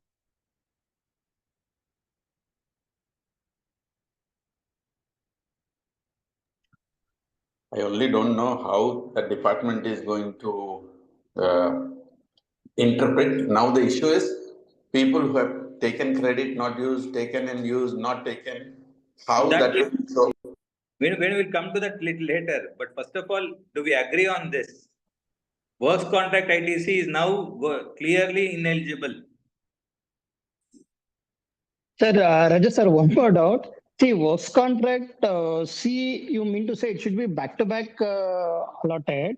Because in the construction, there can be two scenarios where laying of marble is also works contract, laying of pipe is also works contract, where we have outsourced with the materials. Whether that will be forms under C or D. Only small part is outsourced. No. I think it need not, everything should be outsourced. It's a works contract service. As you rightly pointed out, I only give a painting with painting job, paint with painting job. Isn't it the works contract? Yes, works contract. So, and also it is service. No, but since these are all mutually exclusive clauses, if you fall into any one of these clauses, you're out of the credit. It is not necessary that both the conditions have to be fulfilled. Sir, so now the question is, the painting contract is a works contract. Should we read it as 17(5)(c) works contract or 17(5)(d) service? No. See, that's what I'm trying to tell. 17(5) has got a multiple clauses which blocks. If you fall into any of the clause, your credit is restricted. So, even though 17(5)(d), you may come out, but still you will get stuck with 17(5)(c) in case of all ITC and works contract services. But can I not say that one painting contract is not towards construction of an immovable property? It is still a service for an immovable property. No. How do you say? Because the definition of a construction includes finishing also. Now, to what extent, how do we distinguish now the service under D vis-a-vis the service in C? If it is like, as Annapurna Srikanth was firstly bringing, if it is wholly given for subcontract, only it looked into C. I meant it is like material plus service would be by and large like a works contract. We procure materials and the service part is, the labor part is only outsourced kind. I mean, that was what I meant. Yes. See, basically, I'll just reiterate what my understanding of this entire, the way Supreme Court, in fact, first of all, the challenge before the Supreme Court was never for 17(5)(c). Yes, sir. No, that's only for the constitutional validity, not the interpretation of 17.5C. Supreme Court has not interpreted 17.5C, but constitutional validity has been upheld. So thereby, what my understanding is, first of all, this the decision which is coming out and saying that Constitution 17.5C is constitutionally valid, and also the plant and machinery definition is not being disturbed. So I think in construction scope of definition of construction also has been referred and discussed by virtue of an explanation given there. The construction includes blah blah blah. So thereby, in that entire activity of this for a immovable property falling into the works contract definition will be ineligible, blocked under 17.5C. Okay. Then all services and goods other than works contract is what 17.5D will be applicable. My reading of this both parallelly. So now it will sort of go back to construct like the structure of the contract itself, where the goods will be outsourced to somebody else, service will be outsourced to somebody else. And you think that might happen, sir? Now the interpretation is fine, but now the impact we can discuss. If we are on with this interpretation, I think then Ashika can take care, discussion further as to what are the different situations which would have happened in the past. Let's not go into the future. Future planning, we do not know whether this will be remaining, whether Supreme Court, whether they're going to bring in a retrospective amendment to that effect or what. Okay. So, but for the past, many actions would have been taken. Better that, we take each of those scenarios and see what, when I was trying to explain, would have taken credit utilized, taken credit not utilized, taken credit reversed with the letter saying that we'll reavail when the issue gets cleared. And some people would have reversed and claimed refund application. So various scenarios would be there. And again, partially I have utilized, partially not utilized. Credit is of 17-18. I've availed, no notices are issued, but I've kept it pending. Can I utilize now with this? So all these different scenarios will come up, and we need to address each of that and look at where do we stand. Sir, just one incidental question. Sorry, Ashika, just one question. Sir, now this remanding back of the matter to the High Court regarding this, functionality test ascertainment, is it a question of fact or a question of law, sir? No, they have set out a formula. They said facts you ascertain the functionality. Functionality principle has been, ratio has been set out, but they need to examine the aspects of fact based. They need to examine fact. Whether now your question will be whether High Court can check into the facts. Exactly, sir. That's my point. Because it is said that tribunal is the final fact-finding authority, but this being a writ petition. Yeah, that is where between the Supreme Court and High Court is a fact-finding authority because it is examining a writ petition. So, is it like it doesn't have power, or is it like those questions should not come up before the High Court? How exactly? There is nothing like a hard and fast rule for the High Court that it should deal in these matters only. They have wide purpose. Even they can get into the facts to come to to determine the position of law.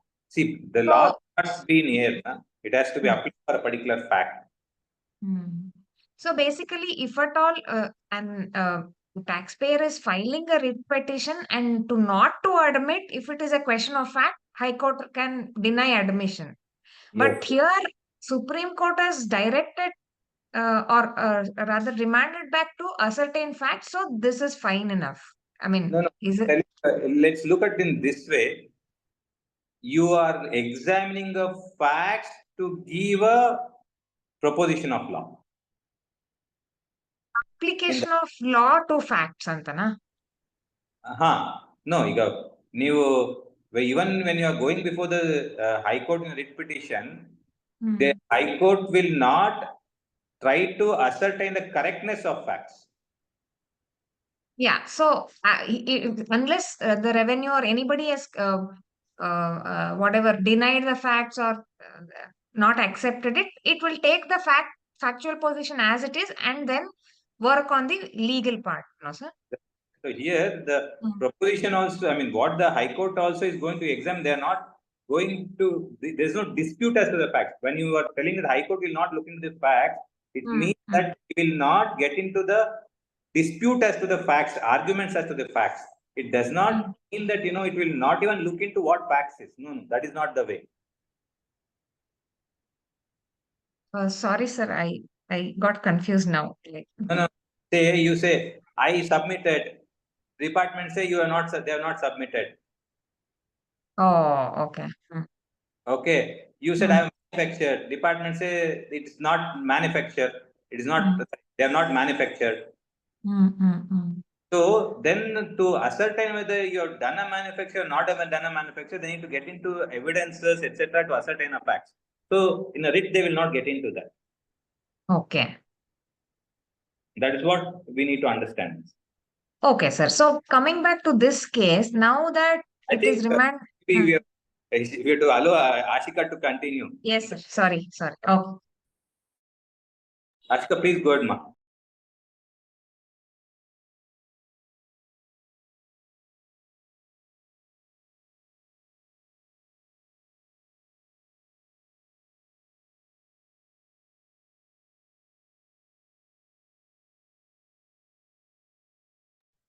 Ashika? Yes. Yeah, continue. So, as sir was saying about ITC of works contract service, about that part, that as only 17.5D has been questioned, and for C, nothing has been questioned about whether the ITC will be allowed in that subsection or not. So in this regard, I will like to read para 41 and 54.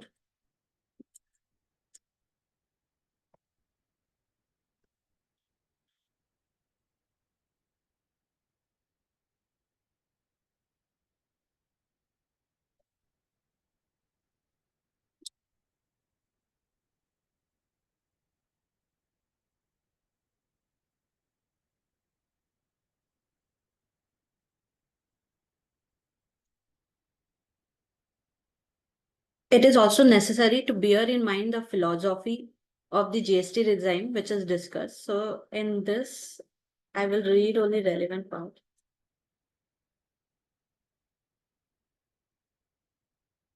If we apply the well-settled principle on the interpretation of taxing statute, as discussed in earlier part of this judgment, there is no scope to give any meaning to clause C of section 17.5 other than its plain and natural meaning. The expression plant and machinery has been specifically defined in explanation of section 17. Works contract service has been defined under CGST Act. We cannot add anything to clause C or separate anything from clause C. ITC is a creation of legislature. Therefore, it can exclude a specific category of goods or service from ITC. Exclusion of category of works contract by clause C will not per se defeat the object of the CGST Act. This is one of the reasons from which I am getting the impression that under 17.5C, even if it fall under plan, or even if it like mall and warehouse, like we are discussing over here, if it's a works contract service, ITC will be disallowed. Para 41 and 54.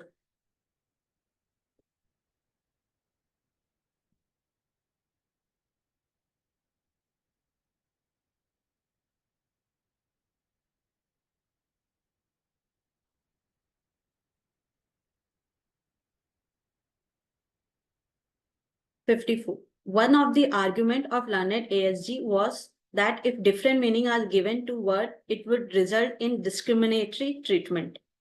Clause C operate in a complete different field as it apply only to works contract service, supply for construction of immovable property. Clause D deals with a service received by a taxable person for construction of immovable property on his own account. As clause C and D operate in a substantially different, the argument relying on discrimination cannot be accepted.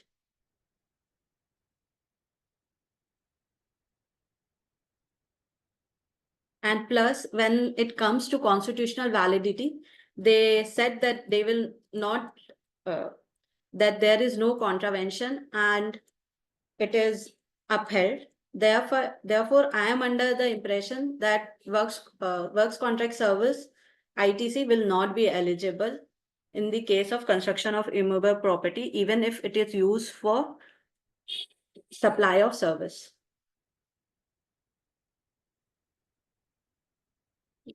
So in this, if anybody have anything to add, otherwise I will move to next point.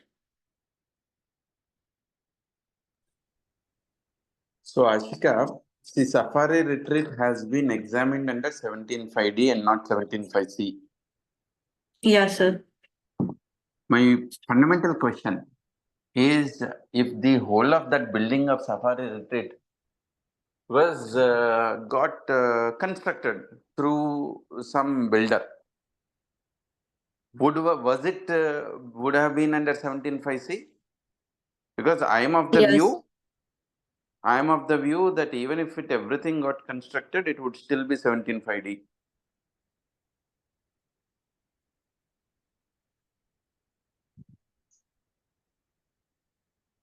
Because you are saying what their service word is used, so I can be classified under 17.5D. Correct. See, 17.5D, only if a subcontractor to the main contractor is where I will be getting stopped. Since it is further supply of this works contract or construction of a plant and machinery.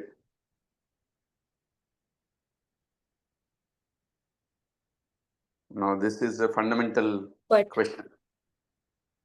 Sir, if that is the reason, then there is no need for C and D separate. In D only, I can, by way of proviso, couldn't write it. Means they have specifically covered I feel works C and D contract. need to be separate because of this.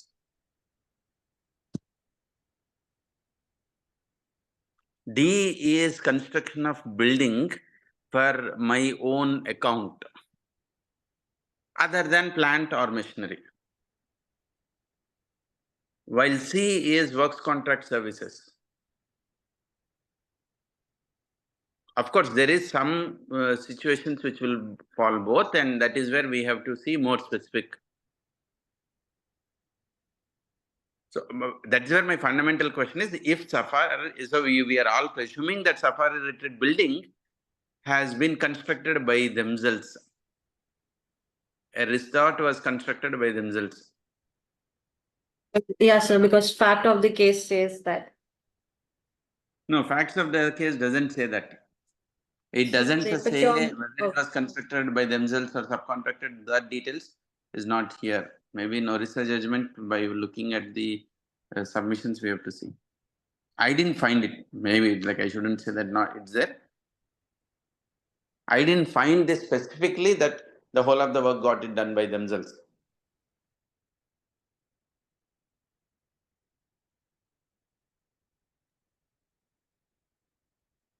So it is like kind of.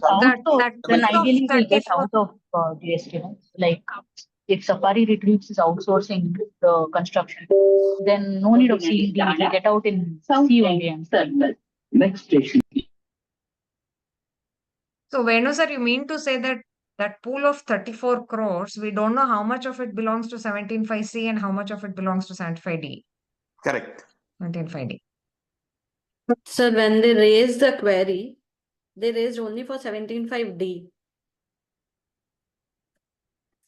Again, going by, we need to know see the show cause notice and the facts of the case. That is where I am saying that there is no definition of the word service in D, restriction in the word service in D. So what is restriction, or the way we need to look at it, is something which is done on own account, whether by myself or from third party. So, just asking, sir, for academic. So when I read D, you said even works contract service, because it is a service classification. Now, works contract service on other account. Works contract service on other account, by way of D, it is specifically allowed. When you say other account, renting and leasing. Achha, you mean to say I will differentiate other account not for other person? I will differentiate it's a renting and leasing. Yeah. Okay. I mean, basically, other than self-use. Personal self-use, rather. No, personal or business. Own use to render other services, or that itself is a providing service. Yeah, own account is for use in the business by myself. Use in business for letting it out. Like as good as selling the building, I am selling the time in the building, usage of the building.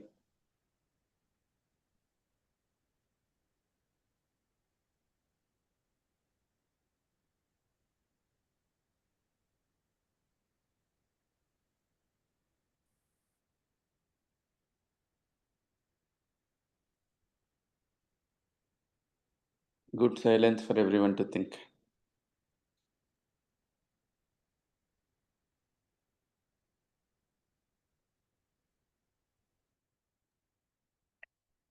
Isn't the time in building, so to say, being let out for hotels and cinema halls also? Why is that outside of the definition of planned or for purpose of own use or other use, other than own use? No, so that is where the Mailad brought. So plant and own account are two things to be excluded. Sometimes if it is a plant, it gets excluded there itself. Sometimes it is not plant, it is building, but then not on own account. Plant own account, still you take the credit. It is not plant but building not on own account, you take the credit. That means building Swimming pool, own account, but plant, take the credit. on account, no credit. In simple terms, whatever other permutation combinations, you can avail the ITC. Can we take it in that way? I don't know. I'm only saying it. Data center, where will it fall under? Data center is not an immovable property because it the recent circular is clearly clarified.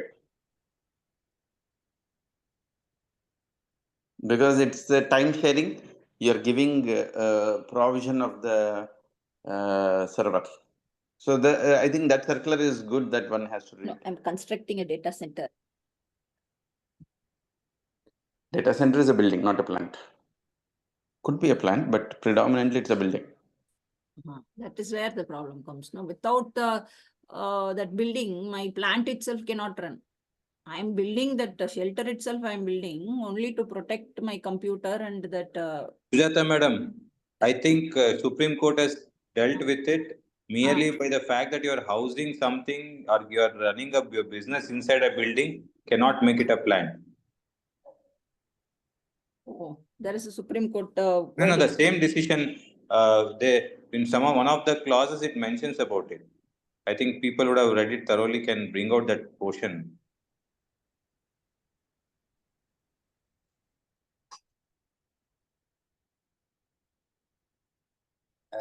Where says it's a different building itself is a functionality vis-a-vis you're running a functions in that building, business in that building, carrying out business, something it says.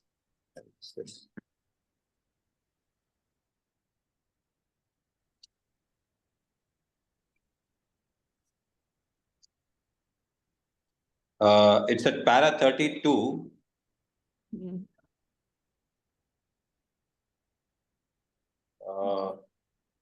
That clause 2, it talks about, can just the own account means para 32. What is own account? When it's explaining, construction is said to be on the taxable person's own account when Roman 1, it is made for his personal use and not for service, or it is to be used for a person constructing as a setting in which business is carried out. Data center it will not fall under both, no, sir? No, it falls, no, madam. How, sir? It is used by a person constructing as a setting in which business is carried out. It is not business is carried out. Business itself is that. No, madam, building is not a business itself. Inside the equipment you carry on is the data center. Sujata madam, that Roman 1 and 2 own account. Other than it is leasing and insisting. That above word you missed, I guess. No, she is okay. But she is trying to, her point is, without building, nothing can function. No, that logic doesn't apply. They are clearly making it, I mean, they are merely by the fact you can't run a business with that, you cannot make it a plant. That has to be you directly for output. That is what is the functionality test they are talking about. Rajesh sir, can we say that even data center can run without building, but it not be effective? See, No, place where... no, I'm telling you, essentiality test is different from functionality test. Okay. You are trying to bring in an essentiality test. Okay. But Supreme Court did not say essentiality test. It is more towards a functionality test. If I build some quarters, staff quarters, I can say that it will not fall under functionality test. But data center, I don't know. Okay, sir. No, you may have your own views, madam. That is where you need to argue, and the courts, if you give you a favorable, you can. So there's going to be a lot of. So yeah, I think in the group, Dhanush is telling so much confusion. Venu said I have lost in the discussion. Sir, maybe this topic once again, if somebody can present. No, I think we did not allow Ashika to complete her presentation. We jumped into discussions. That is where the problem I feel. Jata madam, tomorrow Jatin sir is addressing a taxman on this judgment. Yeah. Link idiyamma? Ide sir, kalasteve. It's a... Group lakkodamma. Right, sir. Yesterday, Siddesh and Banu presented for KSCA. It I missed. Yeah, I don't know how many of you were there. They gave some insight into it. We'll hear for Jatin sir's viewpoint. Ashika, what are the other points you are yet to cover? So other points you have discussed, sir. You have covered every point, sir. Apart from this, only means you have already highlighted the points covered. Only one thing which is left I want to ask is about this part, 65C. Okay. So like you talk about that own account should be, two satisfaction should be their own account, and that all that you have covered. Now in this, I just want to ask one thing. Over here, when they are concluding, they have written in respect of building or part thereof. So it's mean, can I divide in building if I have multiple floor or part thereof as they have written? Functionality test. Which part you are telling in 65C? Sir. Building is good. Such renting lease or part thereof. Okay, you can lease the other transaction in respect of the building or a part thereof from the clause C. Yeah, because that part thereof is there in that 50s. I mean that schedule 2 uses that word. So I think they are bringing out the same thing over here. Isn't it the same? So then so can I divide, sir, then my functionality test? You want me to open schedule 2? No, I think I have to apply my mind. I think it should be possible. You are saying that, first floor I'm using it, it's built only for it. No, I think I have to apply my mind. I'm not sure about it. Anybody else can pitch in and talk about it if they know, have examined it. So you mean to say proportionately we can avail, huh? Is that what you mean? Due to part thereof, I am thinking. Could be. I was thinking about this yesterday, like why proportionately? I'll divide the entire building first floor as lease and the rest of it, whatever, not as lease. And avail the entire credit on, I'm just thinking about it. Yeah, need to analyze it further.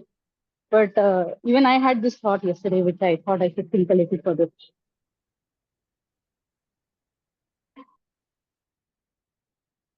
And the second point which I was having is about they exclude cinema or hotel. Cinema, okay, today now we have open cinema and also, so their building is not that required. But when we comes to hotels, it's just through building only those service, through room only those service has been provided. So the decision which they have refer all related to past income tax and all, as on today date, based on the Supreme Court, whether we should not say for hotel is also means work as a plant. That's what's my question.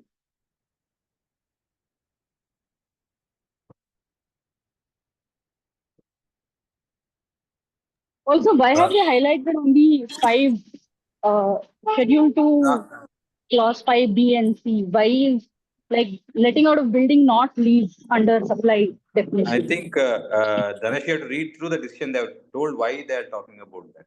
Because the continuity of a supply chain is what they are talking about. Since they go into the supply and try to say that it is continuous, there is no breakage in the chain. That is why they are bringing it to play. For end customers, you are saying, no? No, the construction chain is not stopped, it is continuing. Because the supply is going on. That is why they have only dealt with those two fictions. Even for hotels, the supply would be going on. Let's say I am a corporate construction client and I completes take and the then, hotel. No, there I think this cinema theatre and hotel, I am still not convinced what actually they are trying to say. Whether my view when I read first time was that cinema theatre and hotel, the credit is eligible. But whereas again the second reading, I felt they are restricting it. So still I am not clear. I discussed with a couple of people. I came out with a couple of different views. So I am really not in a position to conclude other than when they are saying, because already it is settled law, so they don't want to touch it, or they are saying, no, these two are, it cannot be treated as a plant.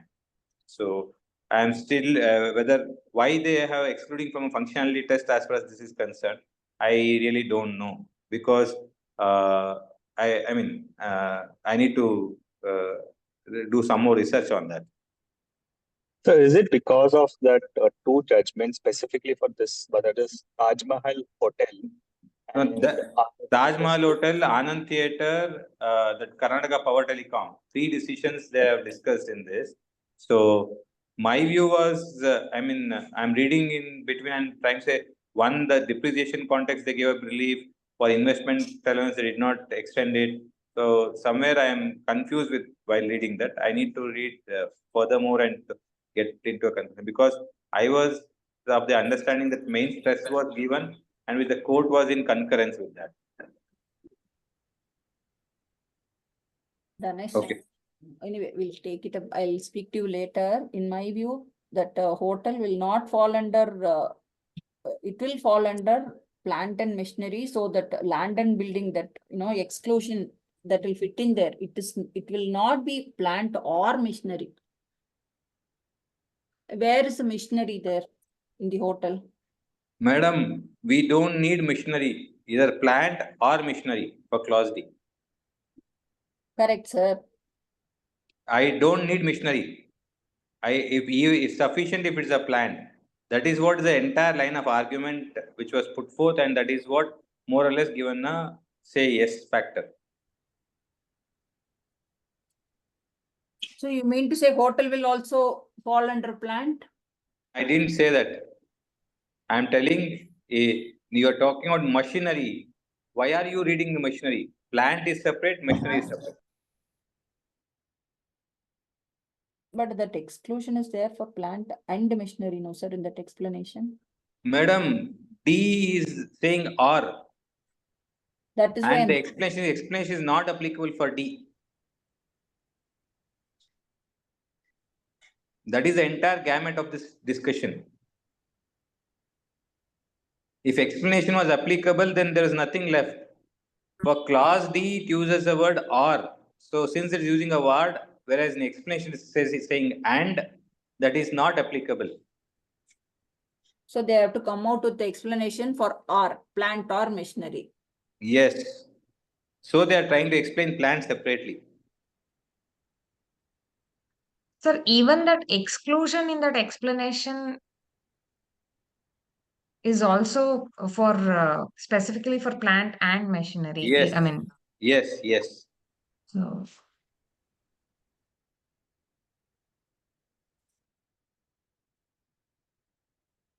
Okay, anything else? Venu, what time? Venu? Sir, it's already 10:15. We have to conclude, sir. Yeah, we have to conclude. I think we need to take up this with much more thing with the scenarios, not the law. Law portion, Yeah. I think if we go on discussing, we'll take a scenario and what happens and the examples is what we need to take up. Right. Okay, right. Okay. Thank you. Yeah, thank you, everyone. Thank you, thank you. thank you.